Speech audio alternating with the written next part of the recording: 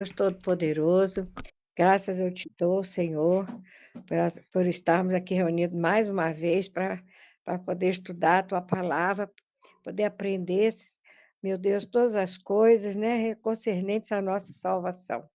Obrigado, meu Deus, por essa oportunidade. Abençoa o teu servo que está nos ensinando, dê a ele sabedoria e a facilidade para ensinar, Deus, e que a gente também possa ter facilidade para aprender, entender e guardar. Meu Deus, se conosco, Espírito Santo. Entra com a tua providência e tudo que for contrário seja repreendido em nome de Jesus. É o que eu te peço e agradeço. Amém e amém. E graças a Deus. Amém. Então, uma breve recapitulação da semana passada. Na semana passada nós estudamos Apocalipse 13, do verso 1 até o verso 10. E ele falava de uma besta que saía do mar. E a gente já estudou isso a partir de Daniel, que as bestas são animais. E os animais são reis, reinos ou poderes na terra. E aí cada animal tem que ser identificado. Nós vimos em Daniel 7 o leão é a Babilônia, o urso a Medopérsia, o leopardo a Grécia e o animal terrível era Roma. Depois de Roma, ela se dividiria em 10 reinos, que são as 10 tribos bárbaras, e depois disso surgiria o chifre pequeno, que é o anticristo, que nós identificamos como sendo o Roma papal, ou seja, o sistema religioso papal. O Apocalipse 3 ele vai repetir várias dessas informações. No verso 1 a gente vê que tem uma nova besta saindo do mar. Quem lembra o que significa mar? Pode responder. Povo. Povo. Povos, isso Povo, aí. povo.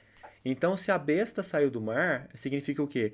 Que um grande poder surgiu de um lugar que tinha muita gente. O mar é uma quantidade muito grande de povos. Então, esse poder que surgiu do mar, nós identificamos que ele é o mesmo poder do chifre pequeno, que é o anticristo, que é Roma papal. A gente viu no verso 2 que ele tem elementos de todos os outros animais. A gente estudou sobre a adoração ao sol, sobre a imortalidade da alma, inferno e tormento eterno, e aquelas coisas que são difundidas através desse sistema religioso. Nós estudamos também sobre a idolatria, o orgulho, a pompa, a riqueza, que também existe lá. E a gente viu que esse poder ia sofrer uma ferida mortal. O próprio livro de Daniel falava isso. Ele ia dominar por 1260 anos e sofreria uma ferida mortal. No Apocalipse 13, a gente descobre que a ferida mortal foi o momento em que o Papa foi preso, o Papa Pio VI foi preso e foi levado para cativeiro, onde ele morreu no cativeiro. E a partir daquele momento, 1798 em diante, o papado nunca mais teve um poder político e religioso global. A gente até chegou a falar sobre isso, que no, quando o Vaticano vira um país, o Papa é devolvido a ele o poder político e religioso, mas é limitado ao Vaticano. Ele ainda não tem o poder político e religioso global. E aí eu falei para vocês que a partir do verso 11 a gente ia estudar a besta da terra. A besta da terra é quem vai devolver o poder para o papado, é quem vai fazer a ferida mortal ser curada. Então o que a gente vai estudar hoje é quem é esse poder, esse sistema que vai surgir e que vai fazer com que a ferida mortal seja curada e que o anticristo volte a dominar, volte a governar no mundo e volte a ter poder político e religioso global. Então, nós vamos ler agora do Apocalipse 13, do verso 11 até o verso 18. Quer ver? 11 até o 18. A gente não vai conseguir estudar tudo hoje. Eu comecei a montar esse material, já tinha ele pronto, mas eu comecei a colocar umas coisas novas que eu achei interessantes e ficou muito grande. Então eu preferi dividir em duas partes. Então a gente vai ver até metade hoje e semana que vem a gente termina. Vocês podem me ajudar na leitura aí? Eu começo e aí vocês vão lendo os próximos versos? Eu vou começar no Apocalipse 13, 11. Tá bom. A besta que emerge da terra. Vamos prestar atenção nos detalhes, tá? Só para você saber, Rafael, eu não sei se você já chegou a estudar essas coisas de Daniel, de Apocalipse, mas nós temos vários símbolos. E para a gente entender o que está sendo falado, nós temos que interpretar esses símbolos, né? Então, em Daniel, a gente tem o símbolo dos animais, que são reis, reinos ou poderes. Nós temos o símbolo dos ventos, que são guerras. O mar são muitos povos. A gente tem os chifres, que são reis ou são poderes. Então, tem vários desses símbolos. Esses símbolos vão se repetindo no Apocalipse. Então, para entender o Apocalipse, a gente tem que entender bem Daniel. Você vai pegar no meio do caminho, mas eu acho que vai ficar compreensível mesmo assim. Talvez você perca um detalhe ou outro, mas ainda assim vai ficar compreensível. Se você tiver qualquer dúvida, você vai perguntando E todos os estudos anteriores a gente tem no canal do YouTube que eu montei para o pessoal poder revisar. Aí se você quiser, tiver interesse depois, quiser dar uma olhada, tá tudo lá. Então vamos lá. Apocalipse 13, 11. A besta que emerge da terra. Vi ainda outra besta emergir da terra. Possuía 2 chifres, parecendo o cordeiro, mas falava como o dragão.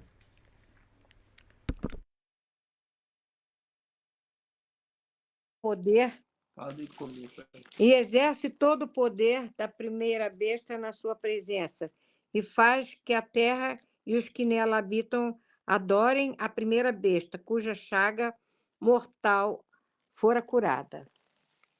E faz grandes sinais, de maneira que até fogo faz descer do céu à terra, à vista dos homens.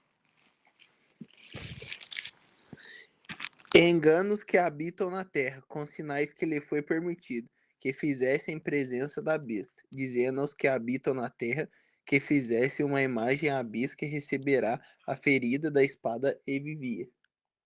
Vivia, né?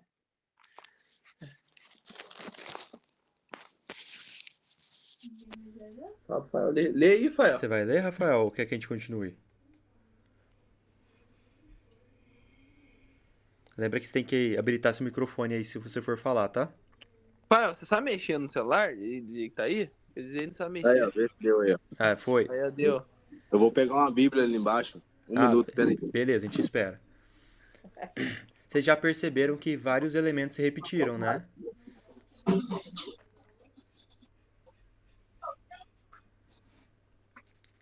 Várias coisas que a gente viu no estudo da semana passada apareceram já de novo.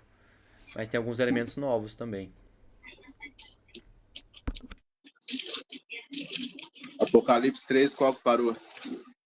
A gente parou no 15. Vou achar aqui, peraí.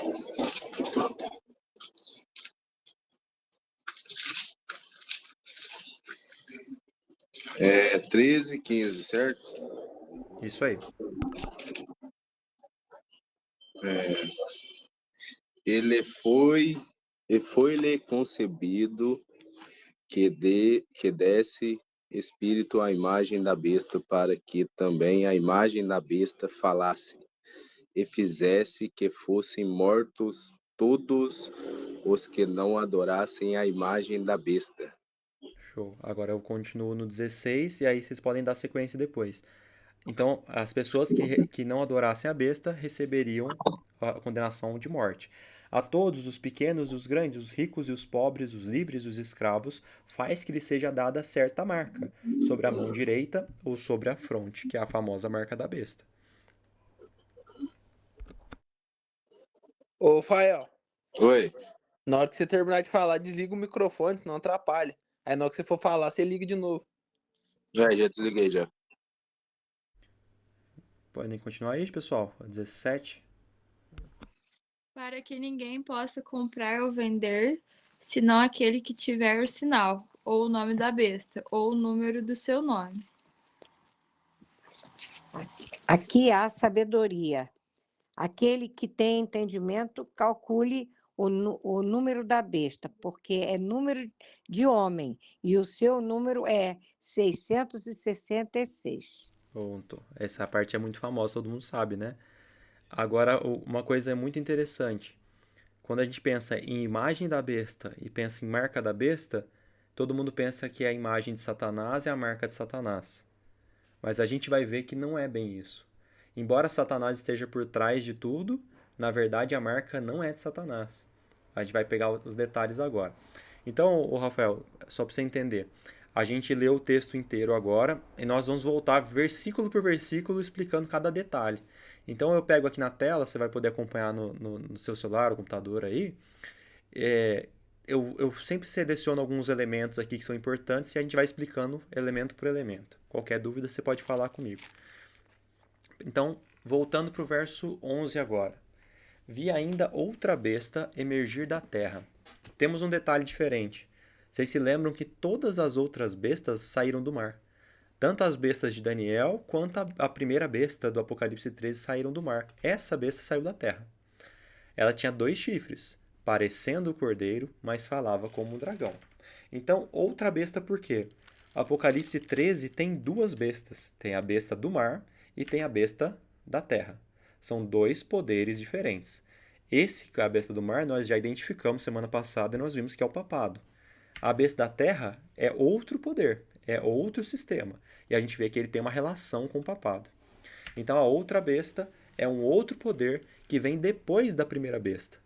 A gente percebe que primeiro vai vir a besta do mar, e depois que vê a besta do mar, ele fala assim, ó, eu vi a besta do mar surgindo, depois eu vi outra besta. Ou seja, essa besta só aparece depois da primeira.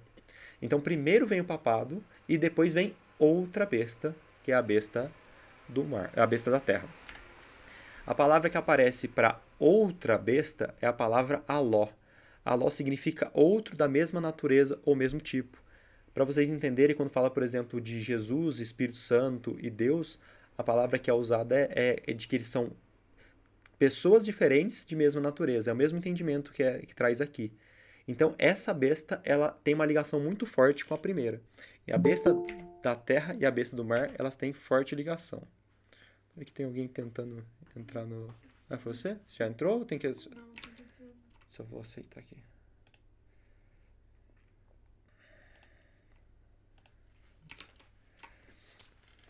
Então elas têm uma relação direta. O que vocês acham que é a terra em profecia? Nós vimos que o mar são povos, nações, multidões e línguas, que está em Apocalipse 17:15. O que vocês acham que é terra? Alguém já viu alguma coisa sobre isso? Talvez a Carmen saiba.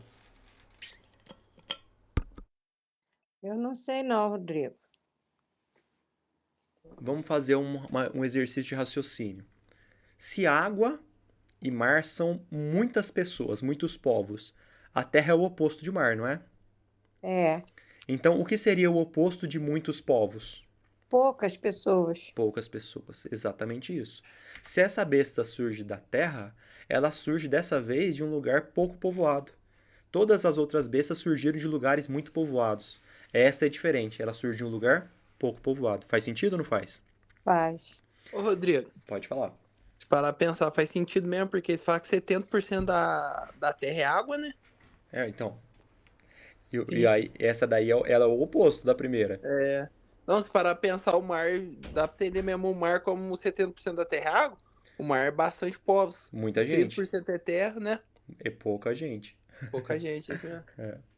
Os chifres. Os chifres podem ter alguns significados. Quais são? Os chifres são reis, né? São reis, ou reinos, ou poderes também. Poderes. É. No caso ali, a gente vê isso em Daniel 7:24, né? Vai É. falar sobre isso.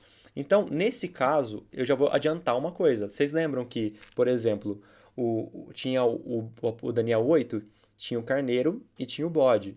E fala que o carneiro tinha dois chifres, que eram dois reis, um mais forte do que o outro. Esse aqui não é o carneiro, esse aqui a gente vai ver que os elementos são diferentes. Mas os dois chifres aqui significam algo um pouco diferente. Esses dois chifres são dois poderes. E são dois poderes que não se juntam. São dois poderes opostos. Um poder político e um poder religioso. Mas eles são separados. E eu já vou mostrar mais pra frente o porquê disso. Aí vem falar o próximo trecho. Parecendo o cordeiro. Quem é o cordeiro na Bíblia? É Jesus. É Jesus. No Apocalipse, a palavra cordeiro aparece 32 vezes. 31 vezes aparece relacionada a Jesus. Dessa vez, não é relacionado a Jesus, percebem? Ele parece o cordeiro, mas fala como o dragão. Fala como o dragão. Fala como dragão. Então, dessa vez, esse cordeiro está relacionado a Satanás e não a Cristo. Ele parece ser cristão, parece ser de Deus, mas fala como o dragão. E o dragão é Satanás. Satanás. É Ou o novo seja, enviado do cordeiro. a besta da terra, ela parece cristã, parece ser de Jesus, mas na verdade ela é controlada por Satanás.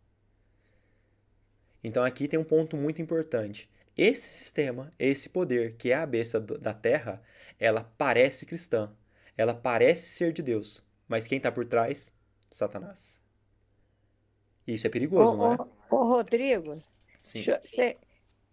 será que isso que você está falando é o ecumenismo? Tem a ver também, com certeza.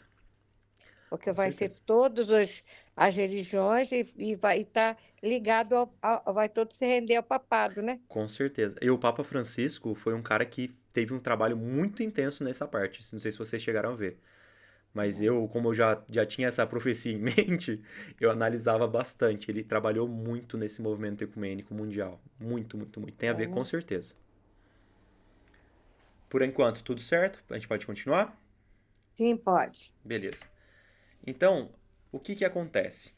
Durante a supremacia papal, a que a gente estudou nas últimas semanas, durante aquele período de 1260 anos que o papado dominava, ele perseguiu fortemente as pessoas que queriam seguir a Bíblia. A gente já falou bastante sobre isso. Quem queria seguir a autoridade da Bíblia em vez de seguir a autoridade da igreja era perseguido, era tratado como herege, era torturado, era morto, era aprisionado. Então, muitas pessoas que queriam seguir a Bíblia começaram a fugir da Europa, porque a Europa era dominada pelo papado, a Europa toda era controlada pelo papado. E muitos desses grupos começaram a fugir para uma nova terra. E eles fugiram para os Estados Unidos.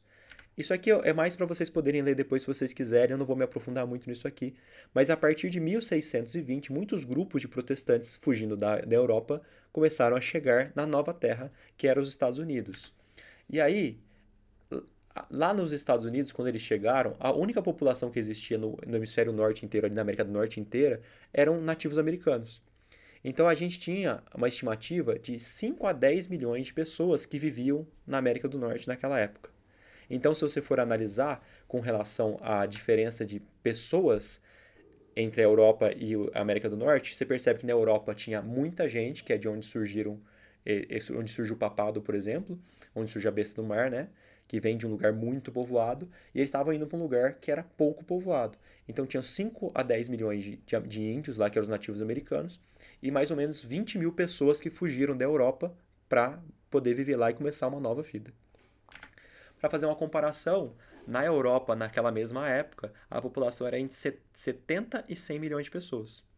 Então a gente pode perceber que terra é porque na América tinha 5 a 10 milhões de pessoas e mar porque na Europa tinha 70 a 100 milhões de pessoas. Então aqui a gente percebe que o quê? Esse movimento dos protestantes fugindo da Europa para a América faz muito sentido enquadrar nessa profecia. Um poder que fugiu de um lugar muito povoado e foi para um lugar pouco povoado. Para começar uma vida, é assim, eu vou colocar entre aspas, porque o princípio deles era para seguir a Bíblia. Era para seguir a vontade de Deus como ela é. Mas a gente sabe que com o tempo essas coisas vão se corrompendo, né? Então, analisando toda a corrente profética, todos os passos que a gente teve desde Daniel 7, a gente pega a Babilônia, Medo-Pérsia, Grécia. A Grécia, quando Alexandre morre, se divide em os quatro principais generais, Ptolomeu, Seleuco, Cassandro e Lisímaco. Depois disso, a Grécia cai, vem Roma Imperial. Quando Roma cai, diferente dos anteriores, a Babilônia caiu para um reino maior, caiu para um reino maior, caiu para um reino maior. A Roma não vai cair para um reino maior, mas o que acontece com eles? Eles são divididos nas 10 tribos bárbaras, que são o que se tornaram os 10 primeiros países da Europa. Hoje são mais de 10. Depois da divisão em 10, surge o chifre pequeno do Daniel 7, que é o anticristo. E esse chifre pequeno, quando surge, quantos reinos ele destrói?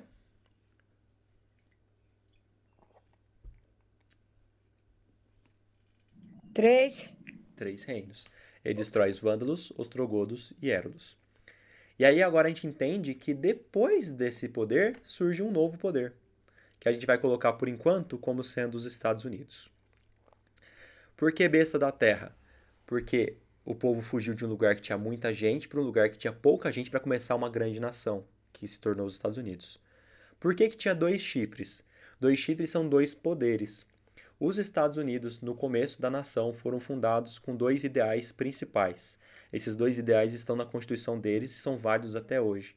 Eles falaram assim: nós estamos fugindo de um lugar onde um poder religioso dominante começou a mandar em tudo e começou a perseguir todas as pessoas que eram contrárias a ele. Então, no nosso país, vai ser um país de liberdade. Vai ser um país de liberdade política e liberdade religiosa. Por que que o papado era tão forte? Porque ele não era somente um poder religioso, ele é um poder religioso e político. Ele mandava na religião que as pessoas tinham que seguir, e quem não seguia a religião, através do poder político, ele incentivava e manipulava as outras nações para poder perseguir e destruir esses povos que eram contrários a ele. Então esse poder era muito intenso. Então quando os Estados Unidos foram fundados, eles pensaram o quê? Nós vamos começar um país onde vai ser proibido misturar política e religião. Esse é um princípio básico da Constituição dos Estados Unidos. Um país sem papa e sem rei. Por isso os dois chifres, dois poderes que não se juntam. Um poder religioso e um poder político. Por exemplo, aqui no Brasil nós temos a bancada evangélica na política. Então os políticos religiosos se unem e tem uma bancada religiosa aqui no nosso país. Lá é completamente proibido. Lá é completamente proibido alguém juntar política e religião. E aí, como a gente estava falando, o Carmen, que você falou, por exemplo, do movimento ecumênico, no primeiro mandato do Donald Trump, ele fez vários esforços para poder quebrar essa lei que proíbe a junção de política e religião. É uma tal de Emenda Johnson, vocês podem pesquisar depois se vocês quiserem. Ele fez de tudo para tentar quebrar essa lei que proíbe juntar política e religião, porque ele quer que essa união aconteça lá. Da última vez ele não conseguiu. Talvez ele consiga dessa vez. Ou talvez seja outro presidente que vai vir para o futuro que vai fazer isso acontecer, a gente não sabe. Mas os passos que ele deu para que isso aconteça são muito intensos. Tanto que, nos últimos anos, em 2015, a primeira vez que um papa discursou no Congresso americano foi o Papa Francisco, com esse movimento ecumênico, e a gente vai ter uma foto disso mais para frente. Então, nunca um papa poderia ter discursado nos Estados Unidos porque eles eram completamente contrários à ideia do papado, um país fortemente protestante. Mas hoje em dia essa situação já mudou bastante. Apocalipse 13, 12 fala assim, que esse poder, a besta da terra, exerce toda a autoridade da primeira besta na sua presença. Faz com que a terra e seus habitantes adorem a primeira besta, cuja ferida mortal foi curada. Qual que é a besta que teve a ferida mortal curada? Pergunto para vocês. Papado. É o Papa. É o papado. Então, a primeira besta é a primeira besta que apareceu no Apocalipse 13, que é a besta do mar, que é o papado. É. A gente está vivendo um momento, lembra que a gente comentou? A gente está vivendo um momento em que a ferida mortal já aconteceu em 1798, mas ela ainda não foi curada. Quando o Apocalipse 13, 12 acontecer, a ferida mortal já foi curada, tá vendo? A ferida mortal foi curada. Quem curou a ferida mortal? A besta da terra. É a besta da terra quem vai curar a ferida mortal do papado. Ou seja, é a besta da terra quem vai devolver o poder político e religioso para o papado. Então, exerce toda a autoridade da besta qual? A besta do mar. Então, a primeira besta do mar, Roma papal. Exerce toda a autoridade da primeira besta. Então, a besta da terra exerce a autoridade da primeira besta. Ela vai dar poder para a primeira besta. A primeira besta só vai voltar a dominar porque quem vai ser poderoso e vai dar poder para ela dominar vai ser a besta da terra. Se a gente for pensar nisso, olha que doideira. Quando João escreveu isso aqui, foi no ano 90. Quando o João escreveu isso aqui, ele não fazia nem ideia de existir Estados Unidos. Os Estados Unidos vão ser fundados em 1776. Então você pensa que quando ele escreveu isso, ele não fazia nem ideia disso. E ele já apontava para os Estados Unidos como sendo essa besta da terra. Qual que é o país mais poderoso do mundo hoje?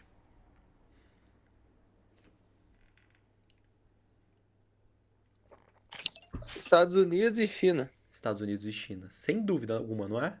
É. São os mais poderosos. Faz sentido que os Estados Unidos possa ser esse poder que vai elevar o papado novamente, vai fortalecer ele para poder novamente mandar no mundo? Faz todo sentido. Faz todo sentido. Olha isso aqui. Isso aqui é uma foto real.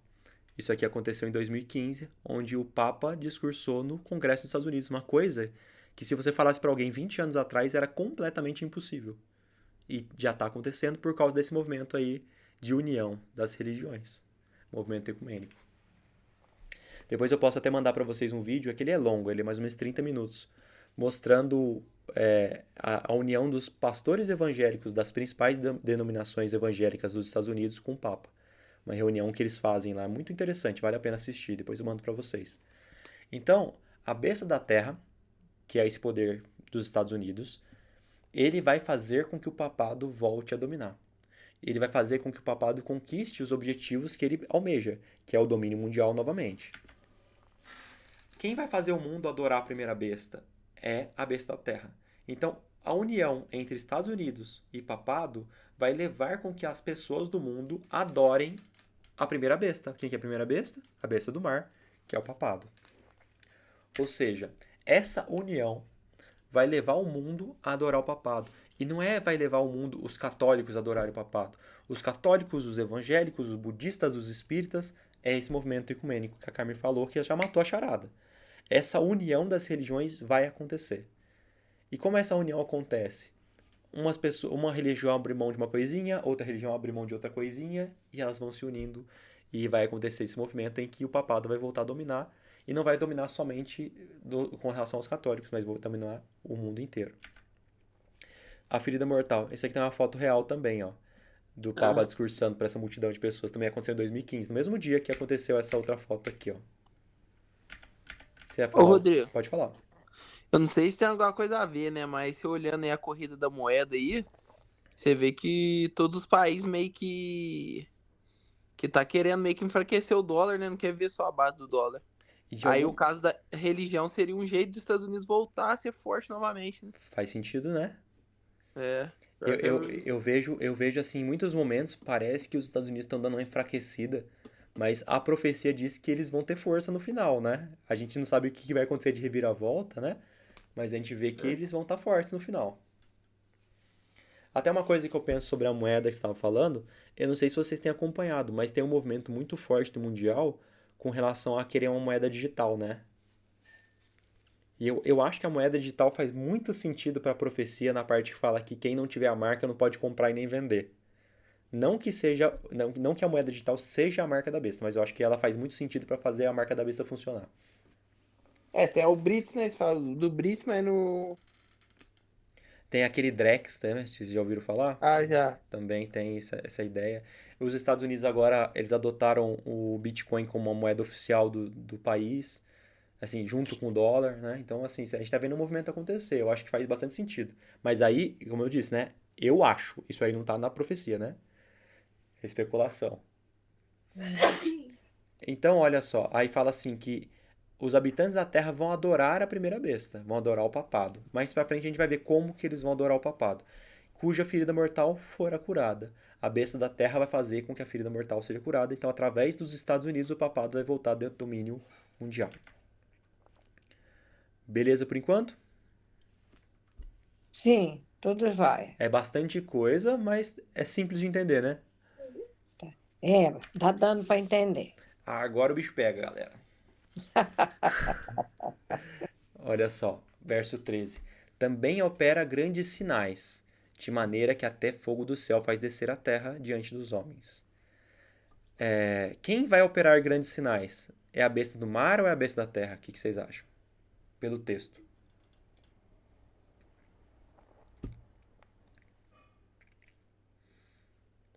A gente está falando de quem aqui? Quem vai operar grandes sinais? É a besta do mar ou é a besta da terra? Eu acho que é a cabeça da Terra, né? É a besta da terra. Ela vai operar grandes sinais e através desses grandes sinais, a primeira besta vai ser adorada. A primeira besta, agora sim a besta do mar, papado. Então, através dos Estados Unidos. E agora eu vou mostrar para vocês o elemento religioso dessa profecia. Porque tem o elemento político, eu já falei, vamos falar do elemento religioso. Os Estados Unidos são conhecidos, ou pelo menos eram conhecidos como ser um país majoritariamente protestante. A maioria das pessoas lá eram evangélicas. E as nossas igrejas, a maioria das igrejas grandes aqui do Brasil vieram de origem americana. Rodrigo, Pode falar. vê se tá certo o meu pensamento aqui. Uhum. Você falou agora quem vai operar os milagres. Aí você diz, como você dizia antes, que a besta do mar era a Europa, aí o povo, os protestantes, colonizou os Estados Unidos, então quer dizer que é a besta da terra, né? Que é os Estados Unidos. Sem que eles foi pra lá, Sim, isso mesmo. cresceu. É isso mesmo, né? Uhum. E essa besta do mar, como você falou, eram protestantes que fugiram da Europa, que fugiram do papado e foram para os Estados Unidos, não é? Então, esses protestantes, é através deles que vai acontecer essa parte aqui, do fogo descer do céu, dos enganos que vão seduzir a humanidade. Então, essa união que vai acontecer lá nos Estados Unidos, que hoje é proibida, entre religião e Estado, é o que vai dar poder para o papado voltar. Então, vão ser através dos protestantes que a ferida mortal do papado vai ser curada. Que parece um absurdo, não é? Pensar que vão ser os evangélicos que vão dar poder para o papado novamente através dos Estados Unidos. Quando vocês pensam nessa profecia, a gente já viu muita coisa, vocês já são capazes de poder me dizer isso aqui com tranquilidade. Quando a gente analisa uma profecia e ela tem símbolos, por exemplo, dragão, os ventos, os animais saindo do mar, isso são símbolos. E quando uma profecia tem símbolos, a gente interpreta ela de forma literal ou simbólica?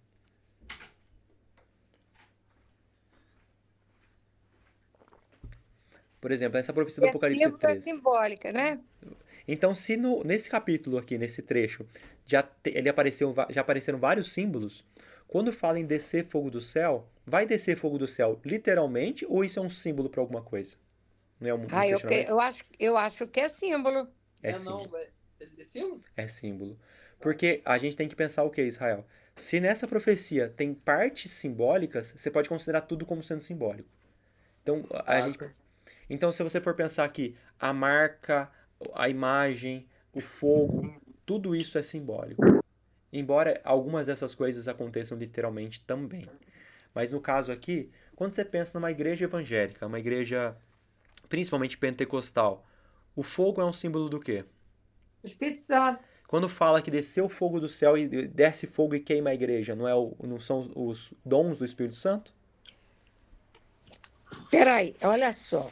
Eu penso assim: o fogo é o Espírito Santo, mas o inimigo também é fogo. Também é.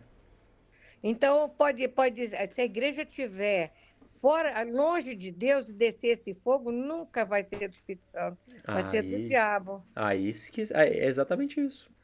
Porque quem vai fazer parecer que está descendo o fogo do céu não é a besta da terra, que é do diabo, controlada pelo diabo, que fala como É, dragão? exatamente. Então E olha só qual que é o engano. Dentro de um ambiente que parece religioso, parece o cordeiro, mas fala como dragão. Dentro de um ambiente que parece ser religioso, esses enganos vão parecer enganos que são teoricamente coerentes com a Bíblia. Então, esse fogo que desce do céu, para as pessoas pode parecer ser de Deus, mas não é. Ele está vindo pelo inimigo. Esse é o grande ponto. E o que principalmente, por exemplo, né, se formos pensar assim, que desceu o fogo do céu, onde tem um evento que acontece muito hoje nas igrejas evangélicas, que acontece assim, naquele dia desceu o fogo do céu como línguas de fogo nas pessoas e as pessoas receberam dons do Espírito Santo. Onde tem isso na Bíblia? Vocês lembram? Que as pessoas o receberam dons do Espírito Pentecostes Santo? Pentecostes. E no Pentecostes, qual que era o dom que eles receberam lá? é o dom de língua, né? Dom do Espírito Santo. Dom de línguas. E o que tem muito frequentemente das igrejas evangélicas hoje e É. que seduz muitas pessoas como sendo sinais de Deus? Não tem essa ideia dos dons de línguas, dom de profecia, Deus mandou te falar isso, Deus mandou te falar isso, dom de oração, dom de cura, não tem tudo a ver com isso? Tem. Ô, Rodrigo, deixa eu falar uma coisa para você. Eu, quando vejo muitas igrejas aí, que é evangélica, Uhum, que fica aquela correria, esse pessoal rodando que nem um peão, sim. eu lembro direitinho da macumba, É igual, porque não ela, é? É igualzinho lá na igual. macumba. Até o dom de línguas é Então, igual. então não pode, aquilo ali já é esse engano, porque não pode ser o Espírito Santo aquilo ali. O Espírito Santo é comparado com a pomba justamente por isso, porque a pomba ela é serena e suave. Se você fizer um gesto brusco, ela já voa. E o Espírito Santo é assim. Então, como é que pode ter aquela gritaria, aquele monte de gente rolando, gritando, falando? Não, não combina, não dá certo. E isso é exatamente onde eu quero chegar. Então, aqui eu vou trocar minha tela aqui. Ah, minha mãe fez só. Um dos frutos do Espírito Santo é domínio próprio. Gente, então aqui vocês estão acompanhando aí a outra tela. Eu vou mostrar alguns vídeos para vocês, tá? Eu quero só saber se vocês estão escutando direitinho, porque eu quero falar do quê? A gente viu ali falando que a besta da terra, que é controlada por Satanás, que fala como dragão, ela no verso 3 diz assim: opera grandes sinais e prodígios, de maneira que até fogo do céu faz descer a terra diante dos homens. E seduz os que habitam sobre a terra por causa dos sinais. Então esses sinais vão seduzir as pessoas, no sentido de que as pessoas vão se prender nesses sinais e vão pensar que Deus está presente naqueles lugares, porque lá tem sinais de Deus. Se o Espírito Santo está aqui, as pessoas estão recebendo esses dons, é óbvio que tudo que está sendo falado aqui vem de Deus. E aí que mora o engano. Porque as doutrinas não vêm de Deus. E, então esse é o ponto. Então assim, eu vou dar play aqui. Só vou fazer um teste primeiro para ver se vocês estão ouvindo. Quem Luciano e vai parar. E eu vou interpretar. O som funcionou para vocês?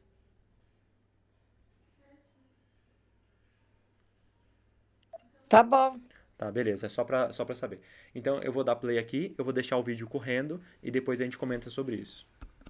Ele vai orar em línguas um pouquinho, Luciano, e vai parar. E eu vou interpretar.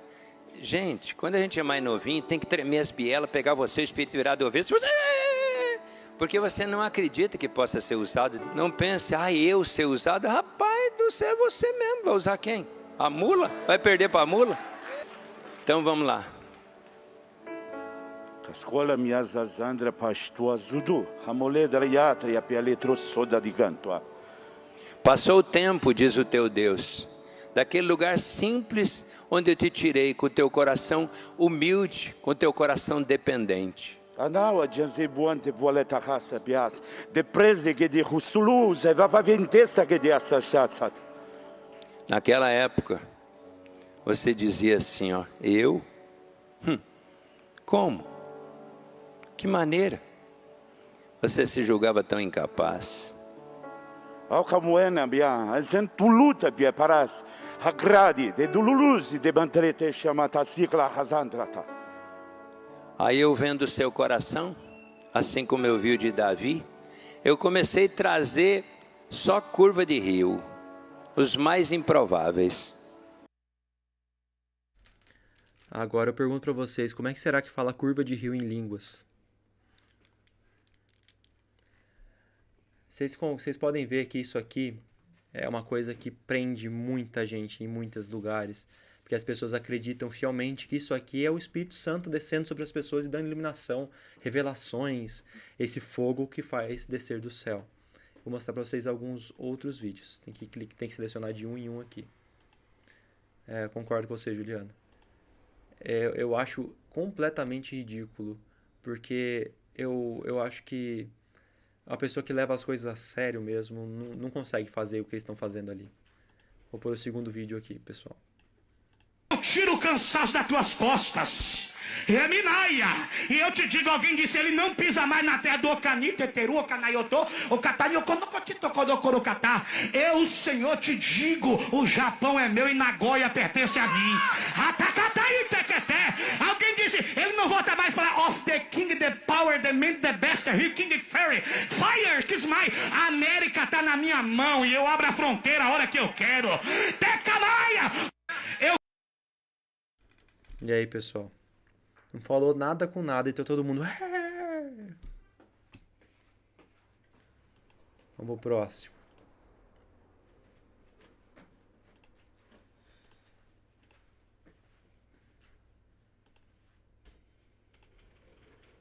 Te abbia prova, ciò che abbia fa, ciò perix fa, ciò prevoa. Eu falo na linguagem do país, vocês vão pensar. Of the king, the power, the man, the best, the king, the fairy, the smile. Of the king, the power, the man, the best, the king, the fairy, the smile. Te abbia...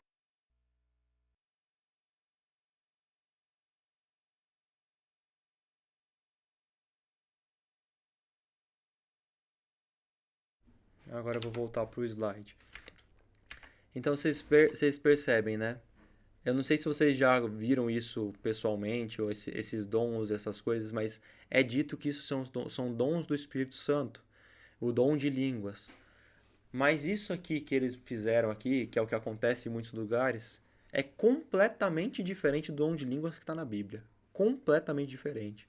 Porque as pessoas estão falando em línguas ali, todas as pessoas ali presentes falam o mesmo idioma. Por que estaria falando em línguas? Por que estaria falando uma pessoa para outra traduzir? Esse cara aqui falando de Japão é meu e Nagoya pertence a mim, é uma coisa completamente sem sentido. Esse outro falando o inglês mais mequetrefe de todos, como se fosse algo vindo de Deus. Como que é o verdadeiro dom de línguas?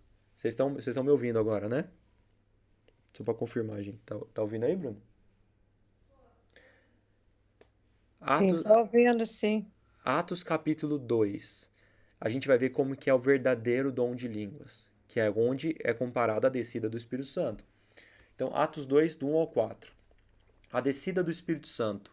Ao cumprir-se o dia de Pentecostes, estavam todos reunidos no mesmo lugar, os discípulos de Jesus, depois da morte de Jesus, 40 dias depois de Jesus morrer. De repente, veio do céu um som como um vento impetuoso e encheu toda a casa onde estavam assentados. E apareceram distribuídas entre eles línguas como de fogo. O fogo que desceu do céu. Esse aqui é de Deus. Esse aqui é o verdadeiro dom do Espírito Santo. E pousou um sobre cada um deles. E todos ficaram cheios do Espírito Santo, que é o que aqueles caras lá pretendiam dizer que eles estavam cheios do Espírito Santo. E passaram a falar em outras línguas. Outras línguas. Segundo o Espírito lhes concedia que falassem. Línguas aqui que aparece no grego é glossa, que deu origem à palavra glossário, idiomas. Línguas de outros povos, línguas de conhecidos, idiomas mesmo, literalmente idiomas. Ora, estavam habitando em Jerusalém judeus, homens piedosos, vindos de todas as nações debaixo do céu. Quando, pois, se fez ouvir aquela voz, afluiu a multidão, que se possuiu de perplexidade, porquanto cada um os ouvia falar na sua própria língua. Então, os discípulos começaram a falar Beketé, Beketá, Nagoya pertence a mim, The King, The Power, The Bester, ou eles começaram a falar outros idiomas. Eles começaram a falar, por exemplo, vamos dizer que a gente está numa reunião igual eles estavam ali. Eu falo português, aí a Mayara fala inglês, o Israel fala francês, a Carmen fala alemão. Eu comecei a falar coisas incompreensíveis para vocês, ou eu comecei a falar francês, alemão e inglês? Vocês entendem o que eu quero dizer? Estavam, pois, atônitos e se admiravam, dizendo: Vede, não são porventura galileus todos os que aí estão falando? E como os ouvimos falar, cada um em nossa própria língua materna? Ou seja, eles estão falando e cada um dos povos reunidos ali estão entendendo no seu próprio idioma. Então, a Mayara está entendendo, eu estou falando em português, a Mayara está entendendo em inglês, a Carmen está entendendo em alemão e o Israel está entendendo em francês. Somos partos, medos, elamitas e os naturais da Mesopotâmia, Judéia, Capadócia, Ponto e Ásia, da Frígida, da Panfilha, do Egito e das regiões da Líbia, nas imediações de Cirene, e romanos que aqui residem, tanto judeus como prosélitos, cretenses e arábios, como os ouvimos falar em nossas próprias línguas as grandezas de Deus. Vocês conseguem entender a grande diferença aqui? Eu queria entender o que vocês pensam sobre isso aqui. Quando eles falam do dom de línguas da Bíblia, é o dom de falar o Charamanaya ou é o dom de falar outros idiomas para poder pregar sobre Deus para pessoas que não entendem a nossa língua? É em outro idioma, né? Não fica completamente claro no texto? Sim, Alguém consegue ler esse texto e pensar que eles estavam falando línguas incompreensíveis? não. Não tem como, né? E aí a gente vai ver um texto de Paulo, 1 Coríntios 14, onde Paulo está debochando da igreja de Corinto, porque na igreja de Corinto começou a acontecer esse dom de línguas doido. Eu não sei se vocês já leram, provavelmente sim, mas vamos lá. O dom de profecia é superior ao de línguas. Hoje nas igrejas evangélicas, principalmente pentecostais, eles ensinam que se você não falar em outras línguas, você não está recebendo o batismo do Espírito Santo. Tem muita gente que fala sobre isso. Se você não fala em outras línguas, significa que você não tem o Espírito Santo. É muito pregado isso. Paulo fala assim: segui o amor e procurai com zelo os dons espirituais, mas principalmente profetizeis. Quem fala em outra língua não fala a homens, senão a Deus, visto que ninguém o entende. Em espírito fala mistérios. Mas o que profetiza fala aos homens, edificando, exortando e consolando. O que fala em outra língua, a si mesmo se edifica, mas o que profetiza, edifica a igreja. Essa outra língua que ele está falando aqui é por causa dessas línguas estranhas que aconteciam em Corinto. Eu quisera que todos vós falasseis outras línguas, muito mais, porém, que profetizasseis, pois quem profetiza é superior ao que fala em outras línguas, salvo se as interpretar para que a igreja receba edificação. Quem está falando assim, se tem pessoas de outros idiomas aqui, e alguém falar em outra língua, e alguém interpretar o que ela está falando para que as pessoas entendam, isso aí vale de alguma coisa, o evangelho vai ser pregado. Fora isso, é inútil. Agora, porém, irmãos, se eu for ter convosco falando em outras línguas, em que vos aproveitarei? Se não vos falar por meio de revelação, ou de ciência, ou de profecia, ou de doutrina? Paulo tá falando, se eu vier falar para vocês línguas incompreensíveis, mesmo que seja outro idioma que ninguém aqui fala, de que adianta isso? O que eu estou aproveitando disso, ou vocês estão aproveitando disso? Verso 7. E assim que instrumentos inanimados como a flauta e a cítara, quando emitem sons, se não os derem bem distintos, como se reconhecerá o que toca na flauta ou na cítara? Pois também se a trombeta der som incerto, quem se preparará para a batalha? Se os instrumentos musicais forem tocados de qualquer jeito, quem vai aproveitar essa música? Quem vai entender o que está acontecendo? Verso 9. Assim vós, se com a língua não disserdes palavra compreensível, como se entenderá o que dizeis? Porque estarei como se falasseis ao ar.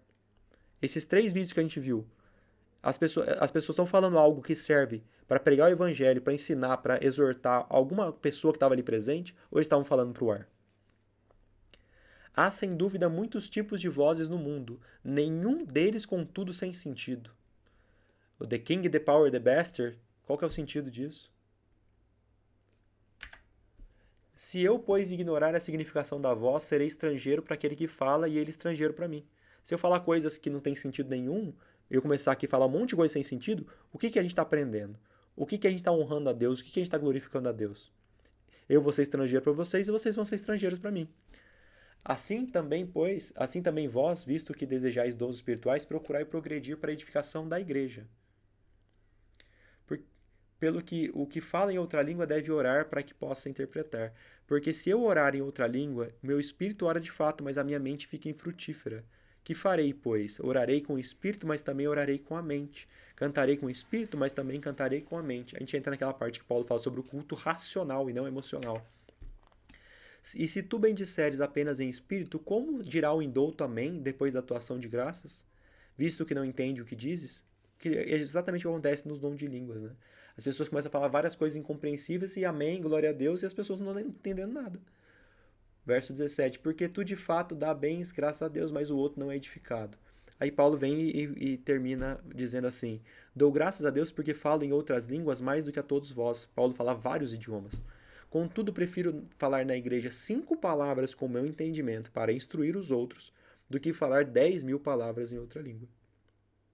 Então aqui fica muito, muito, muito claro de que esses dons de línguas que acontecem nas igrejas evangélicas, que é o fogo que desce do Espírito Santo, nada mais é do que um engano. E não é o dom de línguas bíblico. O dom de línguas bíblico é uma pessoa que está num lugar com pessoas de outros idiomas, que falam outros idiomas de outros países, e essa pessoa, através do dom que o Espírito Santo dá para essa pessoa, ela consegue se comunicar com essas outras pessoas de outros países, de outros idiomas, para poder pregar a palavra de Deus, poder pregar o Evangelho. Se vocês quiserem também, eu posso mandar para vocês um vídeo mostrando sobre isso. A história de um angolano que veio para o Brasil, para o sul do Brasil, e ele começou a tentar fazer evangelismo nesse lugar. E ele chegava para conversar com as pessoas, e as pessoas começavam a falar em alemão. Vocês sabem que tem muitas colônias alemãs no sul do Brasil. E as pessoas ignoravam ele completamente. E aí, em determinado momento, ele começa a entender o alemão que as pessoas estão falando e começa a falar alemão, uma língua que ele não falava. É bem legal esse vídeo. Não sei se vocês vão acreditar nisso ou não, mas eu acredito e eu acho bem interessante. Agora eu vou mudar a tela de novo para mostrar outros vídeos para a gente voltar mais sobre esse fogo que desce do céu lá do Apocalipse 13. Que é um fogo que na verdade não é de Deus, mas é de Satanás.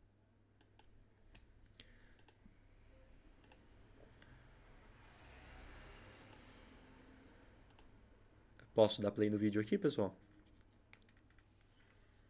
Sim. Esse é barulhento e é irritante, mas é uma realidade.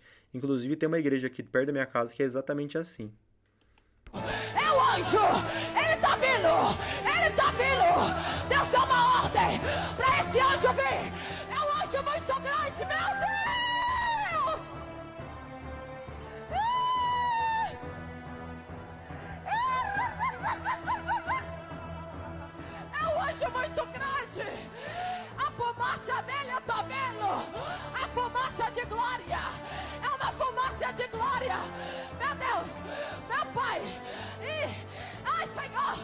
Ai, meu Deus!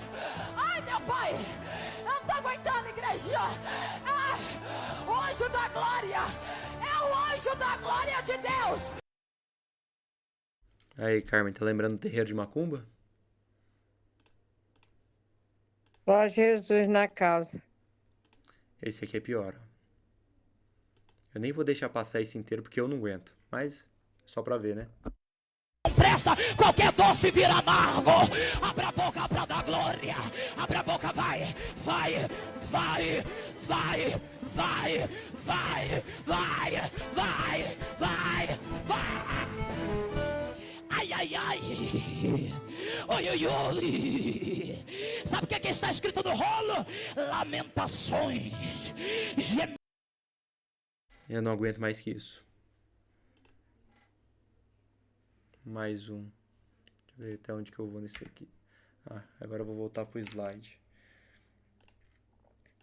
Isso aí parece alguma coisa vindo de Deus pra vocês? Porque pra mim não parece, não.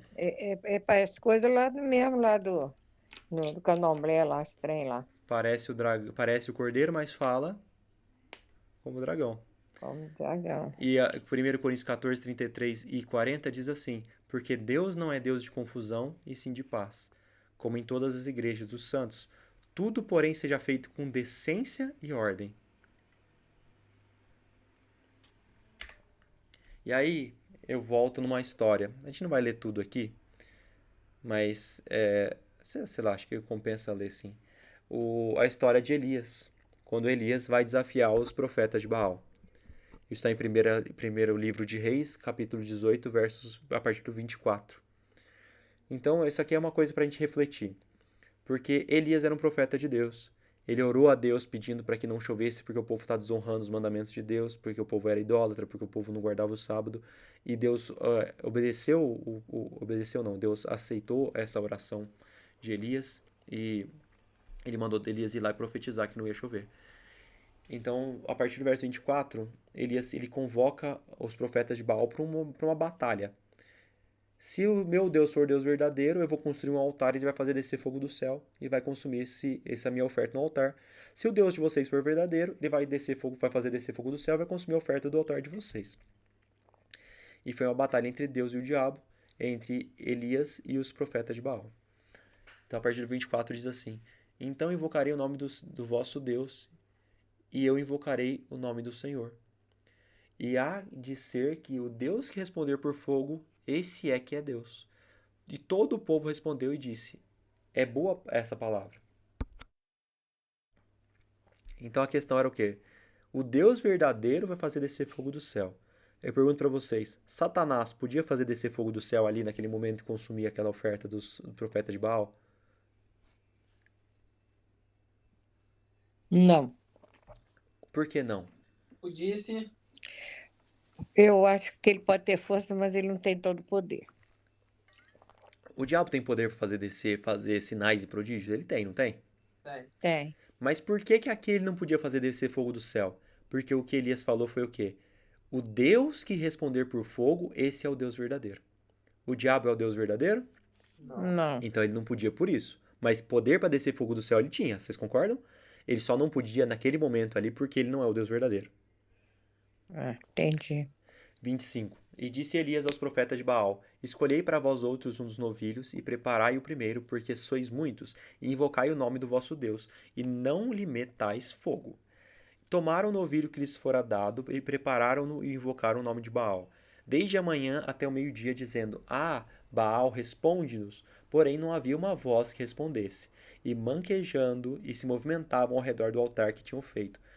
Os movimentos que esses profetas de Baal faziam eram movimentos muito como a Carmen falou que acontece nas igrejas pentecostais principalmente e no terreiro de Macumba. Aquela bagunça toda, aquele povo girando e pulando e orando e falando, era o que os profetas de Baal estavam fazendo. É muito parecido com o que acontece na Macumba. Ao meio-dia Elias zombava deles, dizendo: clamai em altas vozes, porque ele é Deus. Pode ser que ele esteja meditando, ou atendendo a necessidades, ou de viagem, ou a dormir, e despertará. Porque eles estavam gritando, e chorando, e gemendo, e berrando, e girando, e cantando, e pulando, e se jogando no chão. Eles se batiam, e clamando a Baal: faz descer fogo do céu, Baal, porque o Senhor é Deus. E Elias falando assim, vai ver que Baal tá dormindo, vai ver que Baal tá no banheiro fazendo as necessidades dele, talvez ele acorde e faça descer fogo do céu. E verso 28, os profetas de Baal, eles clamavam em altas vozes e se retalhavam com facas e lancetas. Então eles pulavam, dançavam e gritavam, segundo o seu costume, até derramarem sangue. Passado o meio-dia, profetizaram eles, até que a oferta de manjares se oferecesse. Porém, não houve voz, nem resposta, nem atenção alguma. Baal não respondeu à oração deles, não fez descer fogo do céu, porque Baal não é o Deus verdadeiro. E eu tenho certeza que o diabo deve ter feito de tudo que ele podia para fazer isso acontecer, mas ele não é o Deus verdadeiro, ele não podia. Verso 30. No devido tempo para se apresentar a oferta de manjares, aproximou-se o profeta Elias e disse, olha, os profetas de Baal cantavam, pulavam, gritavam, esbravejavam, se machucavam. E Elias, ele fala ao Senhor. Ele ora a Deus com reverência, em silêncio. Ó Senhor Deus de Abraão, de Isaque e de Israel, fique hoje sabendo que tu és Deus em Israel e que eu sou teu servo e que segundo a tua palavra fiz todas essas coisas. Responde-me, Senhor, responde-me para que esse povo saiba que tu, Senhor, és Deus e que a ti fizeste retroceder o coração deles. Então caiu o fogo do Senhor e consumiu o holocausto, e a lenha, e as pedras e a terra, e ainda lambeu a água que estava no córrego. E que vendo todo o povo caiu de rosto em terra e disse, o Senhor é Deus, o Senhor é Deus. Disse-lhes Elias, lançai mão dos profetas de Baal, que nenhum deles escape. Lançaram mão deles, e Elias os fez descer ao ribeiro de Quizon, e ali os matou. Olha só a diferença. Enquanto uns gritavam, esbravejavam, tentando chamar a atenção de Deus, era Baal. Elias foi em silêncio, em calma e oração. Uma coisa semelhante acontece quando Moisés estava voltando do Monte Horebe com os 10 mandamentos e o povo estava adorando o bezerro de ouro. Era a mesma bagunça. O povo pulava, dançava, cantava, gritava e fazia orgias para Deus pagão, né? Para o bezerro de ouro. Agora vamos lá para mais alguns videozinhos.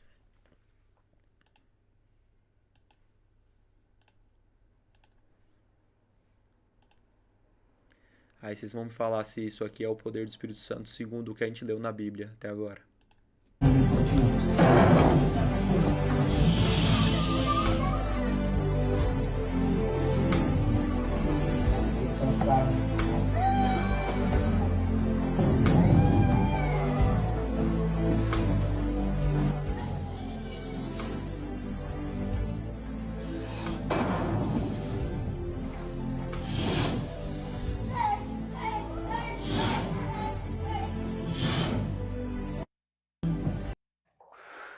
Graças a Deus, meus pulmões são ótimos, são ungidos, né?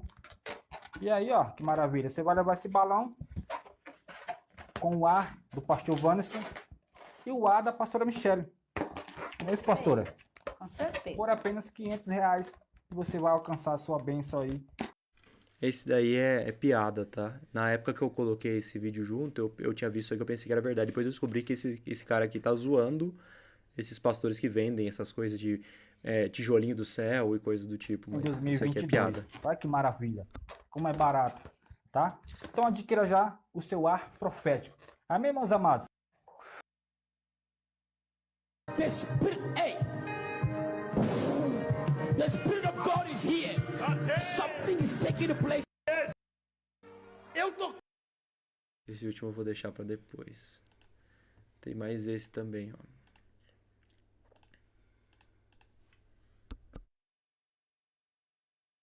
Com autoridade. Chega perto, não empurra. Isso. Vai, de uma vez, não espera. Isso. A última ela tá com a cabeça bem baixa, mas deu também. Vamos aplaudir o Senhor.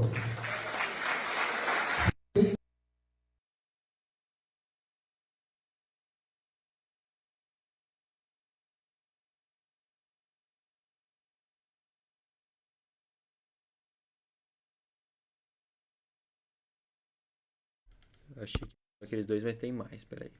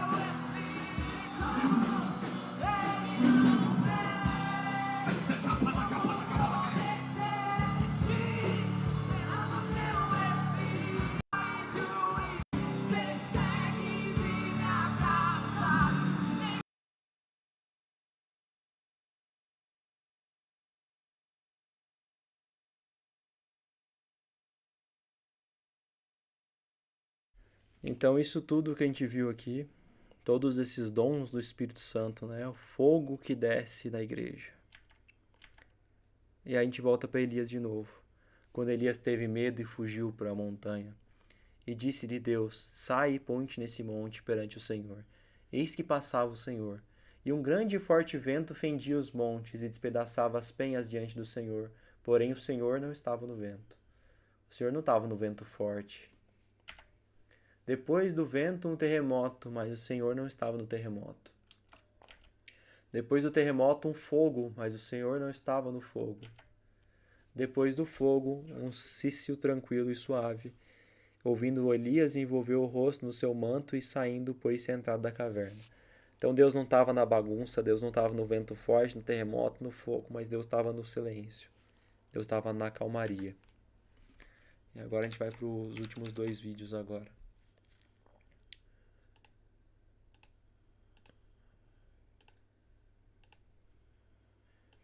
Olha esse dom, que poderosíssimo dom desse homem aqui. Quem você Deus falou assim para mim? Mateus. Teu nome é Mateus? Não? Você conhece Mateus? Não? Então abre Mateus capítulo 1, versículo 23. Parece piada, né? E tem esse poderosíssimo dom também agora. Esse aqui tem até a trilha sonora para combinar. Tu estarás guardado porque sou o teu Senhor. E recebe agora recebe o que tenho eu para derramar agora.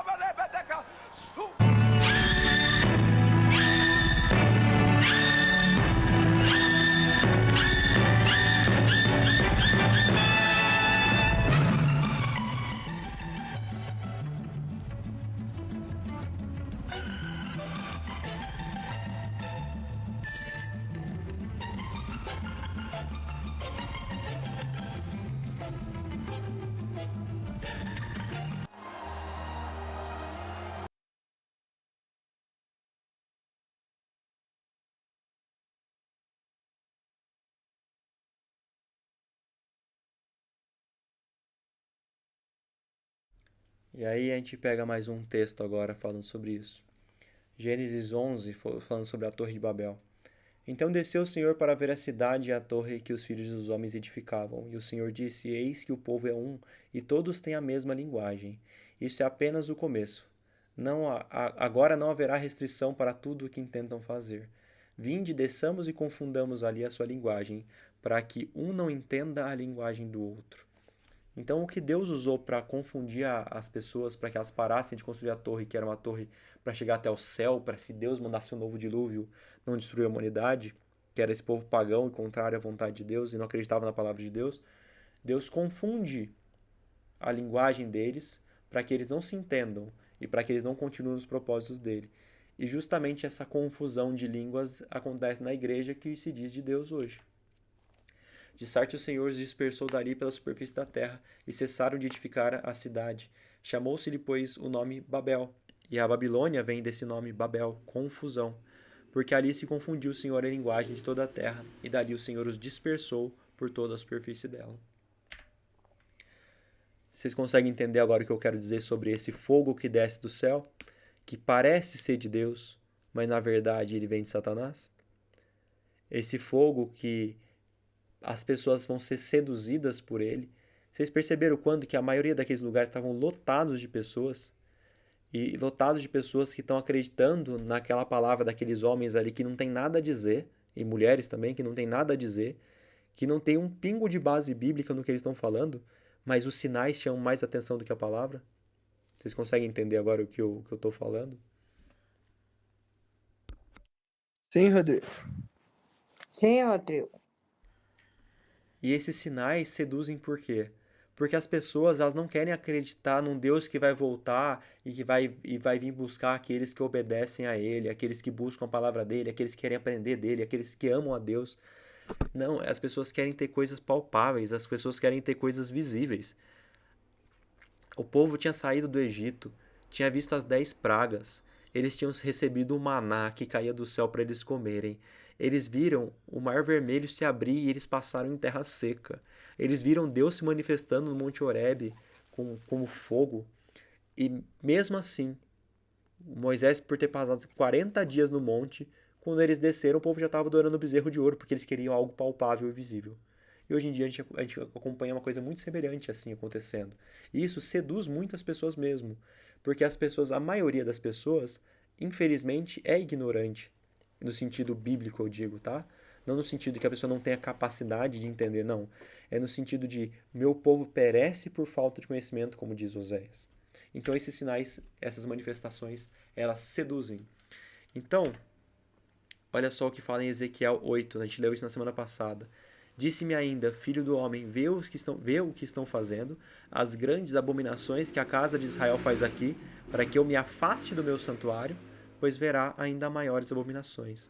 No caso ali, né, do Ezequiel, eram ídolos dentro do santuário, eram as imagens, era o povo incensando imagens, adorando o sol.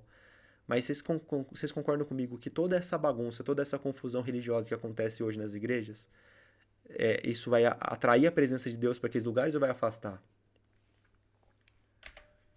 Então a besta da terra, ela parece cristã, mas ela é controlada por Satanás. Por isso que ela parece o cordeiro, mas fala como o dragão.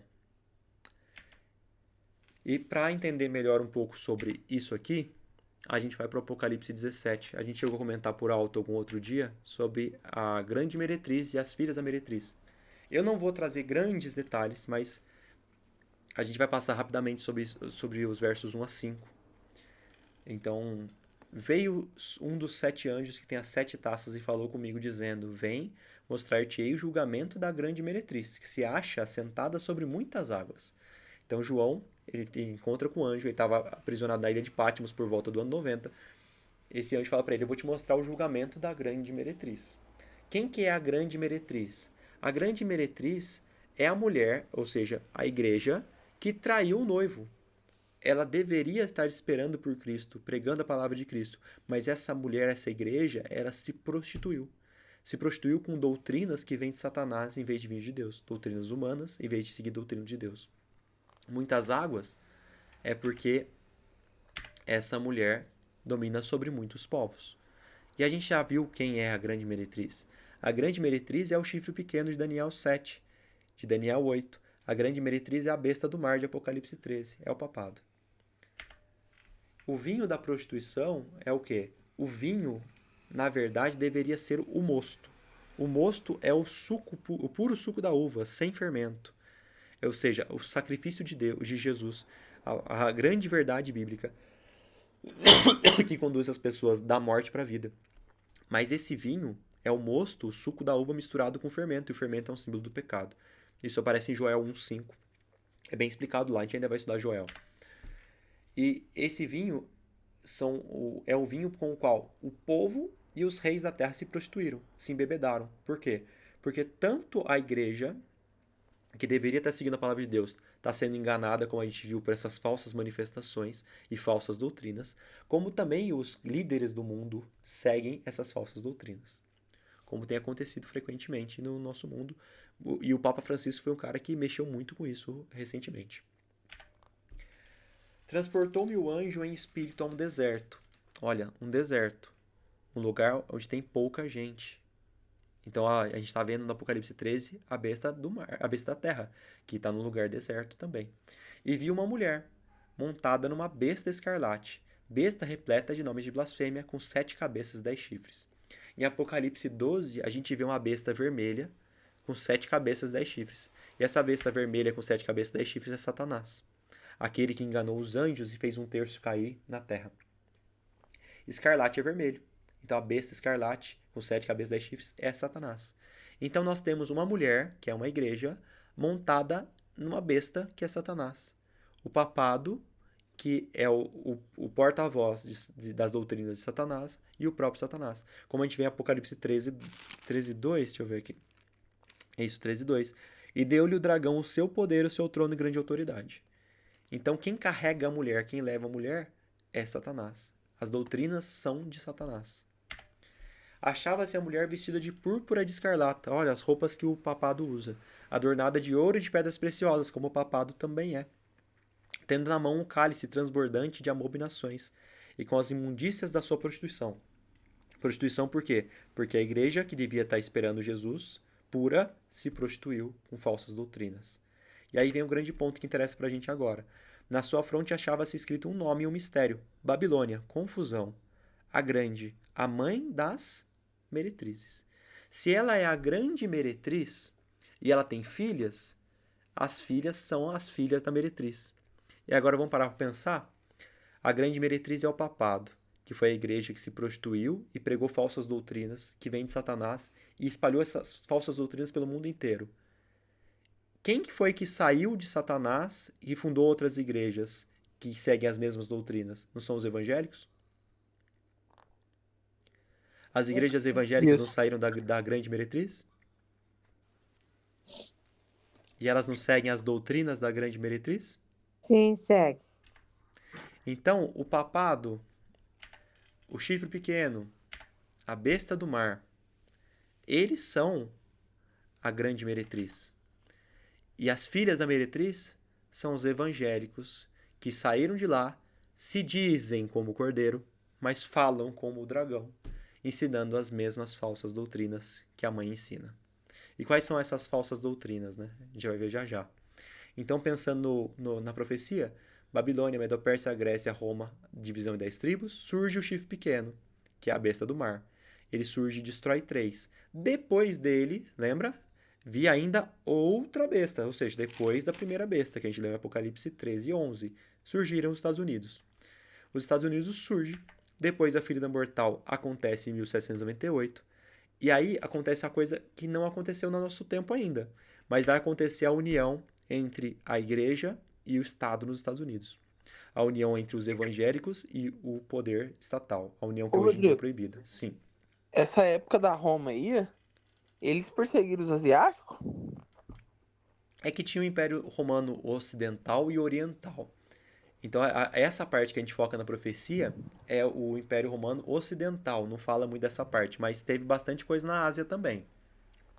Porque lá na China eles não aceitam, né? Os cristãos, né? Mas lá é diferente, é por outros motivos, sabe? Tanto ali na Coreia do Norte também, né? Naquele pedaço ali, em geral, assim, é bem complicado. Aí, na Bíblia não fala se vai ter uma guerra entre eles, sobre Não. os Estados Unidos? Não fala. Não fala. Eu até acho que faça sentido ter, sabe? Ou como assim, pode ser que tenha uma grande guerra, ou pode ser que seja tipo o que está acontecendo agora, porque a Bíblia fala em guerras e rumores de guerras, né? Então pode ser que fique o mundo a um ponto que vai quase ter uma terceira guerra mundial e por algum motivo, através da união do papado com os Estados Unidos, eles parem com isso, ou talvez tenha uma grande guerra e depois eles venham como salvadores da pátria, né? Essa parte a gente não sabe muito bem como é que vai acontecer. Porque eu tava estudando sobre a China esse dia agora pra trás. Uhum. Eles não são muito fãs dos cristãos, não, né? Fala que eles. Isso aí, em geral, os países comunistas têm isso muito forte, porque o comunismo, eles abolem, uma das primeiras coisas que eles vão abolir na população é a religião. Então é muito forte a questão do comunismo mesmo. Hoje em dia também, os muçulmanos são muito intensos nessa perseguição religiosa também, né? Mas lá não é. Como é que eu falo pra você, Rodrigo? Lá eu não tava são vendo muçulmanos, na não. China. Na China. Na China. Não é questão de ser uma ditadura lá. Tem igreja evangélica, mas só que eles não entram pra dentro. Tem católico, mas eles não entram. Isso tem muito a ver com o comunismo, Mas, tipo assim, eles têm se eles quiserem, tipo assim, pode ter igreja aberta lá, entendeu? Mas eles não entram, porque, tipo assim, eles falam que eles são um dos povos mais antigos do mundo, que eles falam, né, que eles vivem os 6.000 anos. Eles são bem antigos, sim. Aí, fala que os evangélicos torturaram eles muito, os cristãos, né? Questão da parte da Roma, que você tá tipo, pregando aí. Torturaram eles muito, que não sei o que. Aí eles não gostam de jeito nenhum, tá vendo? Esse dia pra trás. Eu falo pra você, essa parte eu nunca cheguei a estudar pra ver mais a fundo, não. Então eu não sei te explicar bem se isso é verdade ou não. Mas talvez seja, talvez faz sentido que seja. Mas eu realmente essa parte eu não conheço pra te falar. Mas lá Ah, tem alguns lugares na China que é proibido, completamente proibido. Tem alguns lugares que se você for pego com Bíblia, você é morto mesmo. Mas tem lugar que é tolerado, como você falou, né? Tem até igreja e tal. Isso aí acontece mesmo. aí igual eu tô falando pra você, igual nós tava conversando agora há pouco. As duas potências é a China e o Brasil. E a China e os Estados Unidos, né? Aí imagina se os Estados Unidos se unir com o papado, como é que será que vai ser, hein? É. Não seria legal pra China isso. E pior, né? Porque a Europa capaz de vai unir com os Estados Unidos, né? Vai unir com certeza. E aqui a América do Sul também. América do Sul, né? Aham. É verdade. Você pode perceber que as coisas que acontecem nos Estados Unidos, passa pouco tempo o Brasil copia. Pior que é mesmo. Mas Olha só o que aconteceu. Eram governos de esquerda no Brasil durante muitos anos, nos Estados Unidos também. O Trump ganhou nos Estados Unidos. E aí passou um pouquinho, quem ganhou no Brasil? Bolsonaro de direita. Aí tanto o Trump quanto o Bolsonaro fizeram um bom governo e foram tirados depois. Aí voltou para a esquerda. Lá nos Estados Unidos, Biden, aqui no Brasil, o Lula. Quando o Biden ganhou, teve a invasão no Capitólio, onde as pessoas foram presas por muito tempo falando que elas eram terroristas. Também. Aqui no Brasil aconteceu igualzinho, no 8 de janeiro. é. O Trump ganhou lá e deu anistia pros evangélicos, deu anistia pro povo que tinha invadido. E se o Bolsonaro ganhar a próxima e dar anistia também, tá tudo acontecendo igual, a gente não sabe, pode ser que Porque aconteça. nós somos americanizados, né? Que eles falam, né? Sim, é verdade, isso é verdade. Mas eu acho que, assim, muito além de tudo que as pessoas falam na mídia e tal, eu acho que isso é profético, sabe? Eu acho que isso faz muito sentido. Porque quando a gente vai falar sobre a marca da besta no estudo da semana que vem, vocês vão perceber que a marca da besta ela vai começar nos Estados Unidos, tanto a imagem como a marca da besta. E isso vai se espalhar pro resto do mundo. E faz muito sentido que seja assim. Porque tudo que eles fazem lá a gente copia. E é muito legal pensar que João escreveu isso no ano 90, né? Eu nem imaginava que existia América do Sul e do Norte. Então assim, a gente vai estar nessa etapa. A gente está aqui hoje, né? Os Estados Unidos já surgiu como uma grande potência e o papado tá com a ferida mortal. Ele tá morto, né? Teoricamente. Então vai ter essa união do Estado com a religião nos Estados Unidos. E essa união vai trazer de volta o papado, a ferida mortal curada. E aí a gente vai ver essa união, né? Da besta do mar e da besta da terra. Do chifre pequeno com os evangélicos unidos com o governo dos Estados Unidos. Agora a gente vai falar sobre as outras doutrinas. A gente falou, por exemplo, sobre o dom de línguas. Mas a gente percebe que as igrejas evangélicas são as filhas da meretriz. Elas são as filhas da meretriz, como a gente já disse, porque elas têm as mesmas doutrinas da meretriz. Por exemplo, qual que é o dia que todos os evangélicos têm como dia sagrado o dia do Senhor?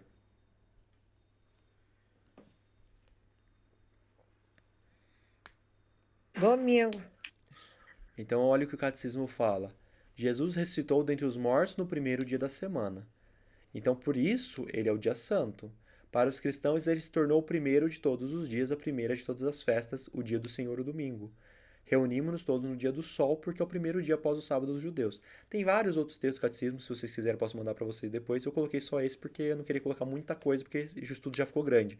Mas a argumentação dos católicos é o quê? Como Jesus restou do domingo, a partir de agora o domingo é o dia santo. Tem alguma coisa na Bíblia que fale isso? Não tem. Tem uma coisa na Bíblia que mude o dia de sábado para o domingo? Não tem.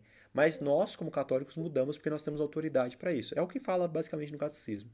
Só que as igrejas evangélicas dizem seguir a Bíblia, só a Escritura. Mas qual dia eles guardam? O mesmo dia do papado. Então vou mostrar para vocês um videozinho. Não sei se vocês conhecem esse pastor, mas ele é famoso, Augusto Nicodemos. Aqui. Não, não é. Aqui a pergunta foi feita para ele assim: guardar o sábado é um dever cristão? Não, não é. O dever cristão é guardar o domingo, primeiro dia da semana, o dia do Senhor. Já no Novo Testamento, a gente vê os cristãos se reunindo no domingo para cultuar a Deus, para celebrar a ceia do Senhor. E logo depois do período apostólico, a igreja dedicou-se a buscar a Deus somente no dia do Senhor, primeiro dia da semana. Tá? Então o sábado está relacionado com a nação de Israel. Para os judeus, o mandamento era a guarda do dia de sábado. Mas para nós, houve essa mudança porque Jesus ressuscitou no domingo, primeiro dia da semana, e nos introduziu ao verdadeiro descanso. O dever cristão é guardar o domingo, dia do Senhor. E aí? É o que a Bíblia diz ou é o que o papado diz?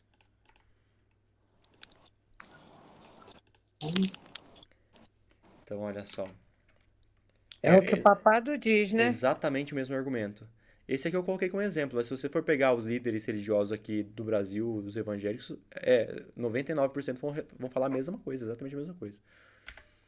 E aí ele fala que isso é um dever dos judeus, é só para os judeus, né? Ele fala assim, os judeus guardavam o dia do... Ele ia falar dia do Senhor, mas o dia do sábado, porque o dia do Senhor é o domingo. Então, olha só, Isaías 56 vai falar sobre isso. Bem-aventurado o homem que faz isso, e o filho do homem que nisso se firma, que se guarda de profanar o sábado, e guarda a sua mão de cometer algum mal. Não fale o estrangeiro que se houver chegado ao Senhor, dizendo, o Senhor com efeito me separará do seu povo, nem tampouco digo ao eunuco, eis que eu sou uma árvore seca. Porque assim diz o Senhor aos eunucos que guardam os meus sábados, escolhem aquilo que me agrada, e abraçam a minha aliança. Vai machucar um nariz da outra. Darei na minha casa e dentro dos meus muros um memorial e um nome melhor do que filhos e filhas. Um nome eterno darei a cada um deles, que nunca se apagará. E aos estrangeiros que se achegam ao Senhor para o servirem e para amarem o nome do Senhor, sendo desse modo servos seus, sim, todos os que guardam o sábado, não o profanando, e abraçam a minha aliança. Também os levarei no meu santo monte e os alegrarei na minha casa de oração. Os seus holocaustos e os seus sacrifícios serão aceitos no meu altar, porque a minha casa será chamada casa de oração para todos os povos. Assim diz o Senhor Deus, que congrega os dispersos de Israel. Ainda congregarei outros aos que já se acham reunidos. O sábado é só para o povo judeu. Não. É para o estrangeiro que quer adorar e servir ao Senhor também. É a casa de oração para todos os povos. Ele fala que aqueles que quiserem agradar a Deus e abraçar a aliança de Deus guardando o sábado são aceitos. E fala, né? Naquela época eram os judeus que guardavam, mas ainda congregarei outros aos que já se acham reunidos. As promessas de Deus valem para nós hoje, mas tudo que Deus pede para a gente fazer é só para o povo judeu. É assim que é ensinado. Isaías 58:13. Se desviares o pé de profanar o sábado e cuidar dos teus próprios interesses no meu santo dia, se chamares ao sábado deleitoso e santo dia do Senhor, digno de honra, e o honrares não segundo os teus caminhos, não pretendendo fazer a tua própria vontade, nem falando palavras vãs, então te deleitarás no Senhor, e eu te farei cavalgar sobre os altos da terra, e te sustentarei com a herança de Jacó teu pai, porque a boca do Senhor o disse. Aí nós vamos para Eclesiastes 12:13, que diz assim, ó, de tudo que se tem ouvido, a suma é, teme a Deus e guarde os seus mandamentos, porque isso é o dever de todo judeu. É isso que está escrito em Eclesiastes 12:13. Guarda os mandamentos, porque isso é o dever de todo o povo do Antigo Testamento. É isso que está dizendo o texto? Ou está dizendo que isso é o dever de todo homem, de todo ser humano? Então nós devemos obedecer a Deus e nós devemos guardar os mandamentos de Deus, incluindo o sábado, porque é o dever de todo ser humano.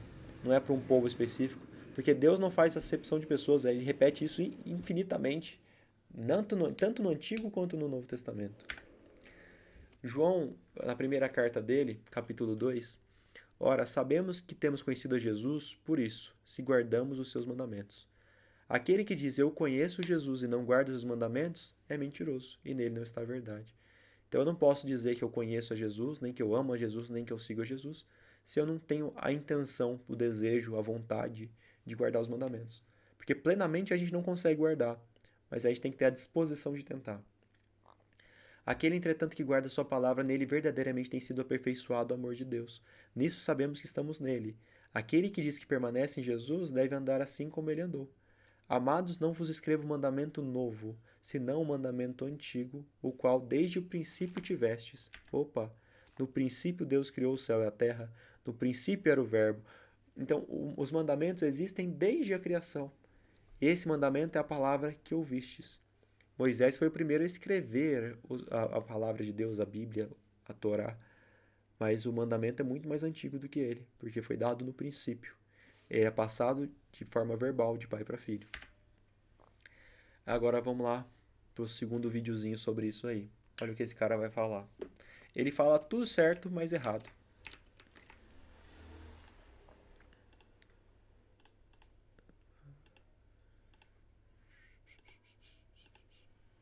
Posso dar play aqui? Vocês estão ouvindo? Sim, estamos ouvindo. E eu estou com aqueles pastores, pastor, que a semelhança dos antigos, sempre que acontece algo assim muito trágico, a gente pensa, Deus está disciplinando o mundo, Deus está disciplinando. E Ele está, de alguma forma, mexendo com a igreja. Esse é o momento, não é momento de festa, esse é o momento de a gente falar o que Deus está querendo nos ensinar com essa pandemia. Pode ser o braço do Senhor. Eu lia há pouco tempo atrás o livro do Packer, Entre os Gigantes de Deus, que é um livro que fala do período lá dos puritanos. E ele dava o exemplo de dois pastores, pensando exatamente assim. Quando aconteceu uma grande guerra na época deles, eles pensaram, por que Deus está nos disciplinando? Que pecado nós temos cometido contra Deus? E não precisa ir muito longe para ver que o mundo evangélico de hoje, ele despreza muitos dos mandamentos de Deus, né? Inclusive a guarda do domingo, que é um mandamento esquecido. Quem é que guarda o domingo hoje no mundo evangélico? Pouquíssimos. A geração dos nossos pais e dos nossos avós davam muito valor a você, no domingo, não fazer nada, devotar-se às coisas de Deus. A geração atual esqueceu isso. O que é guardar o domingo, Legrand? É você focar manhã, tarde e noite em exercícios devocionais. É você focar o seu dia nas coisas do Senhor. É você participar das atividades da igreja todas. É você não trabalhar nesse dia. É você nem pensar, é você descansar sua mente, não pensar em questões de trabalho, é descansar tua mente.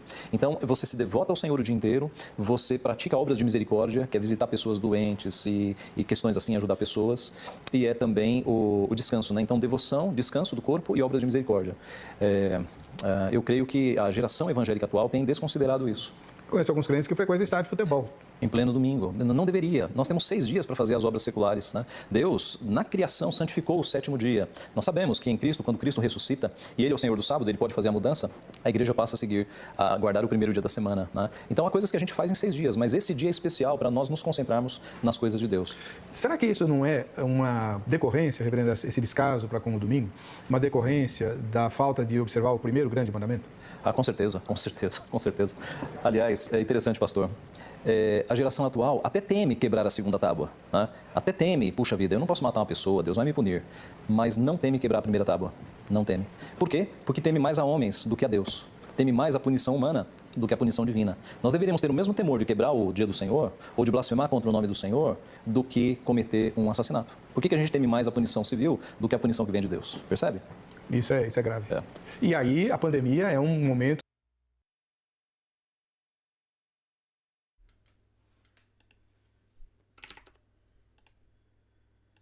E aí? O que vocês acham disso aí? É filha da meretriz ou não é? É verdade.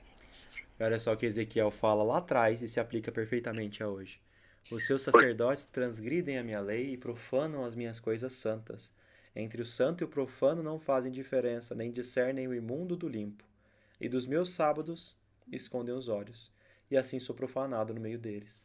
Porque os evangélicos, infelizmente, 80%, aí, 90%, ou talvez 99%, eles acabam seguindo muito mais as doutrinas do papado do que as doutrinas de Deus. Eles ensinam do inferno, do julgamento eterno, da imortalidade da alma, o corpo, alma e espírito, uma alma que se desprende do corpo, uma morte que você vai direto para o céu, vai direto para o inferno. Eles ensinam essa ideia do domingo, eles ensinam que os mandamentos de Deus não devem ser observados, que eles são só para o povo judeu. Então, muitos, né, a grande maioria, é um desconhecimento completo da palavra de Deus, né? Muitas são voltadas somente para o dízimo e várias coisas assim. E ensinam que os alimentos, você come o que você quiser, Deus aboliu, agora Deus purificou todos os alimentos, o sábado é só para o povo judeu, né? E assim Deus está sendo profanado no meio deles, no meio das igrejas. E como fala em Ezequiel 8, a presença de Deus não vai ser feita em lugares onde Deus não é adorado, e Deus não é amado, e não é honrado da forma como Ele pediu. E pra gente o que vale é isso aqui, ó. Então Pedro e os demais apóstolos afirmaram: antes importa obedecer a Deus do que aos homens. Porque você pode ter certeza disso. Se você começar a querer obedecer à Bíblia muito mais do que as igrejas, muito mais do que os pastores e os padres falam, você vai ser taxado como louco, vai ser taxado como herege, você vai ser taxado como seita ou como qualquer outra coisa. Porque você está disposto a seguir o que Deus pediu e não o que os homens pedem. Porque a maioria do mundo está disposto a seguir o que os homens pedem. Aí aqui a gente vai mais para mais um ponto sobre mais uma doutrina católica. Eu poderia colocar outras, mas é que era muita coisa e acabei não tendo tempo de colocar. Eu fiquei nas últimas 2 semanas atualizando esse material e colocando coisas novas e acabei não conseguindo colocar mais coisa, mas tem sobre os alimentos, como eu falei, tem sobre a alma e outras coisas. No caso aqui é sobre a morte. O catecismo, na doutrina 10, 21 e 10, 22, parágrafos 10, 21, 10, 22, fala assim: o juízo particular. A morte põe termo... vocês estão vendo na tela, né? A morte põe termo à vida do homem, enquanto tempo aberto à aceitação ou rejeição à palavra divina manifestada em Cristo Jesus. Ou seja, está dizendo que o homem vai morrer, ele vai estar salvo ou perdido. Depois eles acabam se contradizendo, dizendo sobre o purgatório e outras coisas assim, mas em geral eles começam falando assim, né? O Novo Testamento fala do juízo, principalmente na perspectiva do encontro final com Cristo na sua segunda vinda. Então eles estão falando que o juízo de Deus vai acontecer na segunda vinda de Cristo, o que não é verdade. A gente já viu que o juízo acontece em 3 etapas. A primeira etapa está acontecendo agora, onde Deus vai julgar os salvos e perdidos, e depois que termina esse juízo, vai acontecer aquela parte onde caem as pragas, e aí Jesus volta, e aí vai ter a segunda fase do juízo, onde os salvos vão ver por que os perdidos se perderam, e depois tem a terceira fase do juízo, que é quando Jesus desce na terra com a cidade santa depois dos 1000 anos, e ele vai mostrar para os perdidos por que eles se perderam, e vai descer fogo do céu, dando a sentença final deles. Mas aqui diz que o juízo acontece quando a pessoa morre. Aliás, o juízo acontece na volta de Jesus. Mas aí eles vão falar também que o juízo acontece na morte. Então, por exemplo, dizer que eu morri hoje e eu vou ser julgado por Jesus, salvo ou perdido, e vou direto para o céu ou direto para o inferno. Aí continua aqui no verdinho, né? Mas também afirma, reiteradamente, a retribuição imediata depois da morte. Então, eu morri, se eu morri salvo, eu vou para o céu, se eu morri perdido, eu vou direto para o inferno. De cada qual em função das suas obras e sua fé. A parábola do pobre Lázaro e a palavra de Cristo crucificado ao ladrão. Aquela coisa que fala, né? Hoje estará comigo no paraíso. Talvez eu tenha falado sobre isso com vocês. É bem provável. Quando Jesus fala assim: em verdade te digo hoje, estarás comigo no paraíso. Jesus não estava dizendo para o ladrão: você vai para o paraíso hoje e eu também. Porque Jesus não foi para o paraíso naquele dia. Ele fala depois no domingo, quando ele ressuscita, fala assim: Maria, não toque em mim, porque eu ainda não subi ao Pai. Então, se Jesus tivesse dito para o ladrão: hoje você estará comigo no paraíso, Jesus teria mentido. E se Jesus tivesse mentido, ele teria pecado. E se ele tivesse pecado, ele não podia ser nosso Salvador. Então, na verdade, a vírgula está no lugar errado. No texto original em grego não existe vírgulas. Então, as pessoas colocam na ordem que elas interpretam. Na verdade, o que Jesus disse foi isso: em verdade te digo hoje. Hoje eu estou te dizendo uma verdade. Você estará comigo no paraíso. Então, ele não disse que ele estaria no paraíso naquele dia, mas ele disse: você estará no paraíso, você estará salvo. E aí, continuando, falam de um destino final da alma, o qual pode ser diferente para umas e para outras. Ao morrer, cada homem recebe na sua alma imortal a retribuição eterna. Tá vendo? Imortalidade da alma, que também é seguida pelos evangélicos. Num juízo particular que põe sua vida em referência a Cristo, quer através de uma purificação, quer para entrar imediatamente na felicidade do céu, quer para se condenar imediatamente para sempre. É o que a gente sempre escuta, é o que vocês aprenderam na igreja, é o que eu aprendi também. Que a gente tem uma alma imortal, que a alma se desprende do corpo, que a alma vai para o céu, vai para o inferno. Então, mais um videozinho. Agora é o último.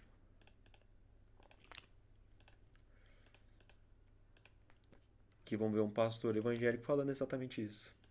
Muito gerais. A pessoa morre, tem 2 lugares que ela vai.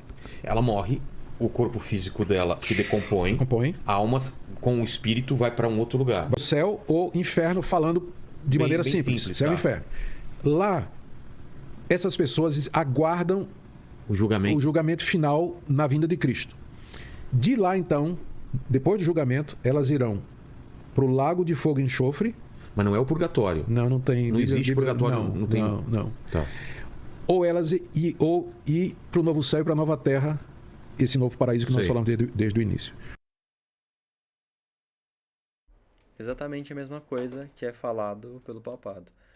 E a gente já estudou sobre isso. Na verdade, a gente nem tem alma. O homem foi feito alma.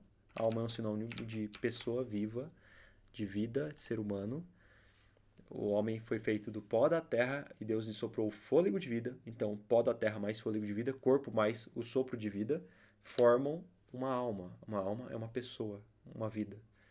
E quando a pessoa morre, a gente já sabe, fica inconsciente até a volta de Jesus. Como a gente já viu em muitos textos, Eclesiastes 9:5, a gente viu em Jó 7, Jó 14, Jó 19, a gente viu em João 11 e vários outros textos. Então, juntando tudo isso que a gente falou, fica bem claro pra gente. Eu quis colocar vários vídeos porque eu queria colocar os pastores falando dessas coisas. Podia ter colocado vários outros, mas ia ficar muito grande. A besta da terra, ela parece cristã. Esse fogo que desce do céu, para as pessoas que não têm o conhecimento, parecem obra do Espírito Santo. E isso seduz as pessoas a adorarem a igreja, a adorarem a Deus de uma forma errada. Porque essas pessoas estão seguindo as doutrinas são doutrinas que vêm de Satanás, não doutrinas que vêm de Deus. E se apegam muito a essas coisas, a esses falsos dons e essas falsas manifestações. E olha, eu não estou dizendo que não exista manifestações de dom de línguas, que não exista manifestação de dom de profecia. Existem sim, mas não da forma como acontece. Não no meio daquela algazarra e daquela bagunça. E esse Deus mandou te falar para cá, Deus mandou te falar para lá. Deus pode falar com a gente, pode trazer mensagem pra gente, como ele fez no passado muitas vezes. Mas não acontece dessa forma como as pessoas mostram, de forma tão assim, jogada. E quando Deus vai falar alguma coisa pra gente também não é coisa banal. Ah, vai ter alguém aqui que vai engravidar, vai ter alguém que precisa de problema de financeiro, tem alguém que precisa de cura. Isso aí todo lugar precisa, todo mundo tem, todo mundo precisa. Mas se Deus realmente fosse falar com esse povo, por que Deus não falaria? Vocês estão desobedecendo os meus mandamentos, vocês estão me adorando de uma forma que eu não pedi, vocês estão seguindo doutrinas erradas, enganos satânicos. Para essas coisas Deus não fala com a igreja. É só para tal pessoa vai ser curada, tal pessoa vai trocar de carro, tal pessoa vai ter uma dívida, tal pessoa está grávida. Então a besta da terra ela parece cristã, mas ela é controlada por Satanás. Os protestantes parecem seguir a Deus, mas na verdade eles estão seguindo as doutrinas do papado e são filhos da grande meretriz. Apocalipse 13:14 agora. Fala que a besta da terra, ou seja, a união entre os evangélicos e o Estado nos Estados Unidos, que vai começar lá e vai se espalhar pelo resto do mundo, que vai dar poder para o papado, ela vai dizer aos habitantes da terra que façam uma imagem à besta. Aquela que ferida a espada sobreviveu. A besta que sobreviveu ferida a espada, quem que é? A que sofreu a ferida mortal e sobreviveu, quem que é?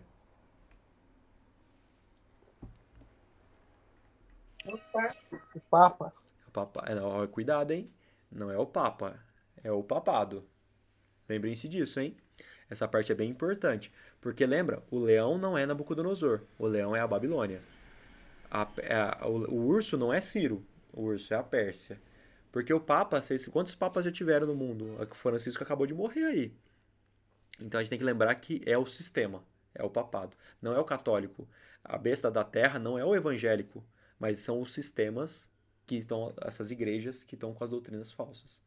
E o Rodrigo? Sim.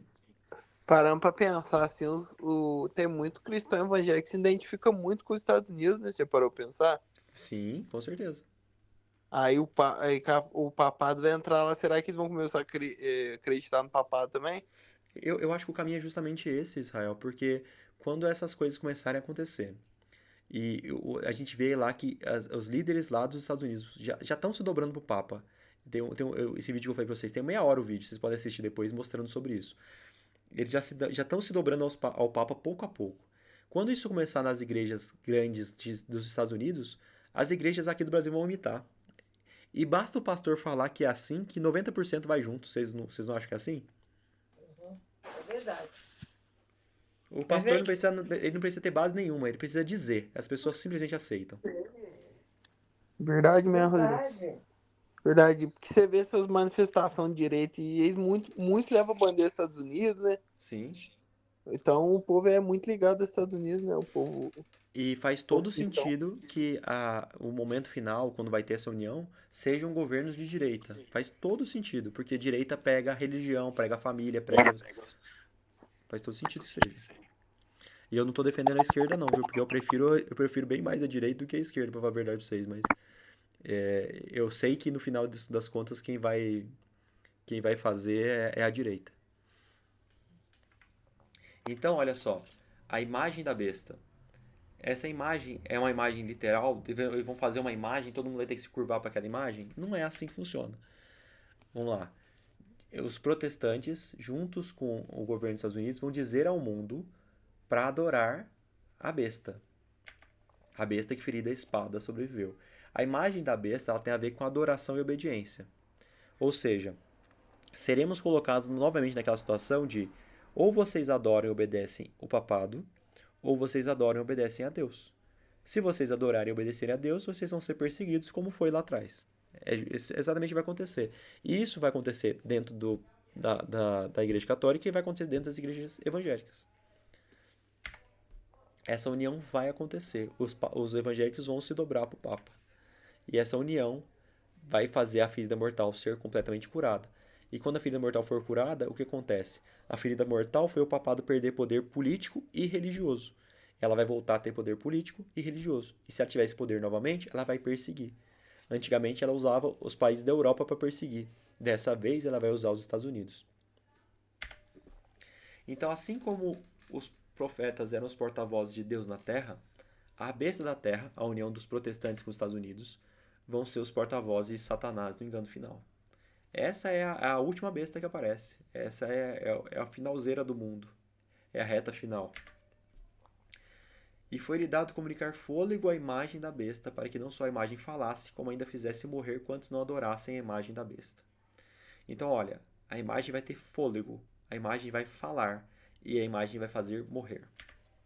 Em Daniel 2 e Daniel 3, a gente percebe que isso acontece também. Em Daniel 2 e 3, a gente vai ver que tem semelhanças muito próximas do que acontece em Apocalipse 13, que a gente está vendo aqui. Em Daniel capítulo 2, eu pus os textos aqui, mas eu não vou ler, tá? Depois, se vocês quiserem, vocês podem conferir. Que já são quase 9 horas, a gente já está na hora de encerrar.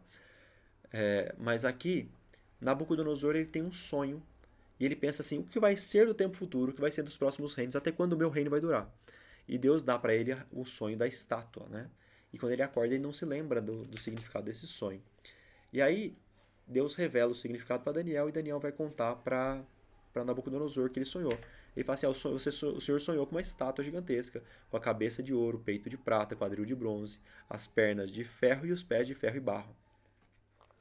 E aí, essa grande estátua que ele viu, e ele não conseguiu entender o que isso significava, Deus revela para ele que são os reinos do mundo. Que esses reinos começam com a cabeça de ouro, que é o reino da Babilônia, e que o reino da Babilônia ia cair para o peito de prata, que seria o segundo reino, Medo-Pérsia, que ia cair para a Grécia, que ia cair para Roma, que ia cair para a Europa dividida. Então, a estátua que ele viu no sonho, cabeça de ouro, peito de prata. Então, o teu reino, que você acha tão glorioso e tão poderoso, vai cair para um outro reino. O seu reino não vai ser eterno. E no final de tudo, a pedra cortada sem auxílio de mãos, que era a volta de Jesus, vai dominar toda a terra. E aí Nabucodonosor fala assim, nossa, Daniel, o seu Deus é o Deus dos deuses, é maravilhoso. Ele conseguiu me revelar um mistério que nenhum dos meus sábios encantadores e os servos dos meus deuses conseguiram revelar. Então o seu Deus é o Deus verdadeiro, é o Deus que revela mistérios. Só que passado pouco tempo, Nabucodonosor vai contra a revelação de Deus. E ele se opõe a Deus. Ele faz uma coisa igual à besta da terra. Ele se opõe contra a palavra de Deus em obediência em prol dos desejos dele, da vontade humana dele, dos deuses dele. Então o que acontece em Daniel 3? Nabucodonosor, ele passado algum tempo do sonho da estátua, ele pensa assim, você quer saber? Deus falou que meu reino vai passar, mas meu reino vai durar para sempre. Meu reino nunca vai acabar. Então ele manda construir uma imagem gigantesca, que é uma imagem toda de ouro. E essa imagem toda de ouro que Nabucodonosor levanta, quer dizer o quê? Deus falou para mim que a cabeça de ouro é meu reino e que vai cair pro peito de prata, mas na verdade não. Vai ser a estátua, o mundo inteiro, todas as eras vão ser o meu reino. Meu reino nunca vai passar para outro reino. Ele estava indo diretamente contra a palavra de Deus. E ele fez uma imagem de ouro, inteira de ouro, de 60 côvados de altura e 6 de largura. Dá 30 metros de altura e 3 metros de largura. E aí, olha só, temos uma comparação. Em Apocalipse 13 e em Daniel 3, nós temos uma imagem. Olha só, no Apocalipse 13, os Estados Unidos unidos com os evangélicos vão fazer uma imagem ao papado. E em Daniel 3, Nabucodonosor fez uma grande imagem de ouro. Continuando a história, a gente vê que Nabucodonosor fala: eu tenho essa minha estátua gigantesca que eu mandei construir, eu vou tocar uns instrumentos, meus servos vão tocar uns instrumentos, e quem não se prostrar para a imagem e adorar a minha imagem vai ser lançado na fornalha e vai ser morto. Então, acontece um decreto de morte. E Apocalipse 13 fala assim, ó: foi-lhe dado comunicar fôlego à imagem da besta, para que não só a imagem falasse, como fizesse morrer quantos não adorassem a imagem da besta. Olha só, através dos protestantes dos Estados Unidos, juntos com o governo, que vão fazer uma imagem para o papado. Quem não adorar essa imagem vai ser morto. Mas aqui não é uma imagem literal, aqui é um símbolo. Em Daniel foi uma imagem literal. Qualquer que não se prostrar e não adorar, será no mesmo instante lançado na fornalha de fogo ardente. Então, a adoração tem a ver com a estátua. Aqui, quem não adorar a imagem da besta vai ser morto. E lá atrás, Daniel, quem não adorasse a imagem seria morto também. E aí, Deus chama os amigos de Daniel que não se curvaram. O Nabucodonosor chama os amigos de Daniel que não se curvaram, taca eles na fornalha ardente. E aí Jesus aparece no meio deles e livra os servos dele para que vivam. E aí Nabucodonosor novamente fala, né? O Deus de Daniel, o Deus verdadeiro. O Deus que revela os mistérios e o Deus que protege seu povo. E aí, a gente vai para o terceiro ponto, que é número de homem. Em Apocalipse 13, 18, diz que essa imagem, esse número da besta, tem um número de homem, e o número é 666. Em Daniel, a imagem tinha 60 côvados de altura e 6 de largura. Esses números não são por acaso, eles têm relação direta. Porque na Babilônia, eles tinham muitos e muitos e muitos deuses. E os deuses deles eram representados por números. Então, quando Deus fala sobre o número da besta, que é um número de homem, e ele compara a imagem, o decreto de morte, claramente ele compara com Daniel 3, ele está falando para a gente ir voltar lá na Babilônia, na confusão religiosa, para poder entender isso aqui. Então, os deuses babilônicos eram representados por números. Marduk, que era o maior deus da Babilônia, era representado pelo número 600. Tiamat era uma deusa, a mais fraca do panteão babilônico, era representada pelo número 60.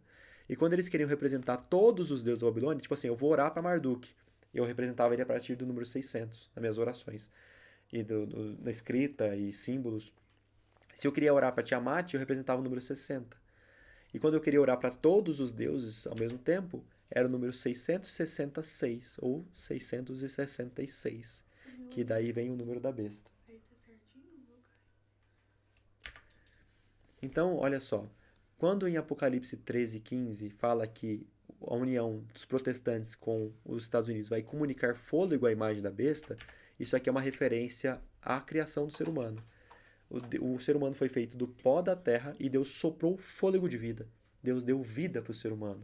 E aqui, a besta da terra vai dar vida, fôlego de vida para a besta, ou seja, poder político e religioso, levando o mundo a adorar o papado novamente. O fôlego aqui é o quê? Você sofreu a ferida mortal, parece que está morto. Eu vou te dar fôlego para que você viva.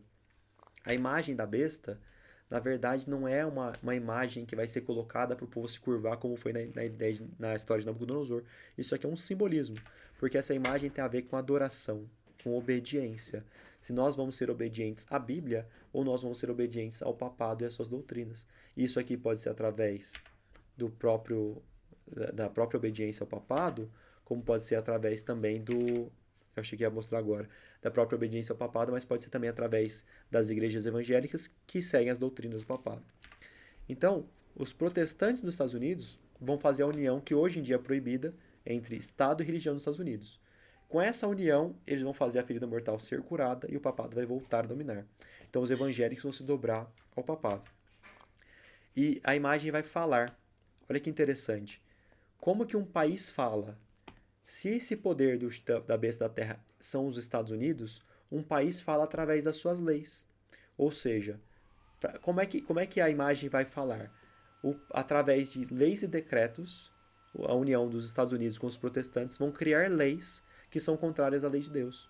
Vão criar leis que vão obrigar o povo a obedecer ou ao papado ou à palavra de Deus. E quem não obedecer ao papado como ele pede, vai sofrer o decreto de morte que a gente vai ver depois. Então, adoração, imagem de Nabucodonosor e imagem da besta. Na imagem de Nabucodonosor, quem não adorasse a imagem, ou seja, não dissesse que a palavra de Deus, de que o reino dele ia durar para... a palavra de Nabucodonosor, de que o reino dele ia durar para sempre, ia ser morto. Porque quem não aceitasse que a palavra de Nabucodonosor valia mais do que a palavra de Deus, ia ser jogado na fornalha ardente. E a imagem da besta acontece igual. Quem não adorar as doutrinas do papado acima da própria Bíblia, vai sofrer o decreto de morte também. E ele pode adorar a imagem da besta, ou seja, adorar o papado sendo um seguidor do papado, das doutrinas católicas, ou pode ser através dos evangélicos que seguem as doutrinas católicas. E aí vem o decreto de morte, que o decreto de morte é que todos que se recusarem a obedecer ao papado vão ser novamente perseguidos, como aconteceu durante os 1260 anos de supremacia papal. As coisas que aconteceram no passado, elas vão se repetir no futuro. Eu ia mostrar mais umas coisas, mas eu acho que a gente para por aqui. E aí, da semana que vem, a gente continua sobre essa parte final, falando mais sobre a imagem da besta e sobre a marca da besta, finalmente. E aí a gente vai entender certinho o que é a marca da besta. Por enquanto, essa parte aqui de agora, tudo certinho, tudo tranquilo. Alguma dúvida, questionamento, querem acrescentar alguma coisa? Porque eu dei uma corridinha agora no fim, mas semana que vem, quando a gente for pegar, eu vou recapitular essa parte, tá? Pra gente continuar na semana que vem. Porque eu acho que já não fica muito tarde, muita coisa de uma vez só. E aí, pessoal?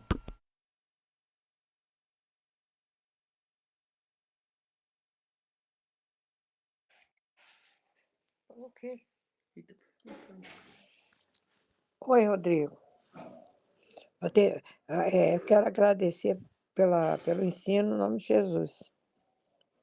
Mas conseguiram entender? Fez sentido?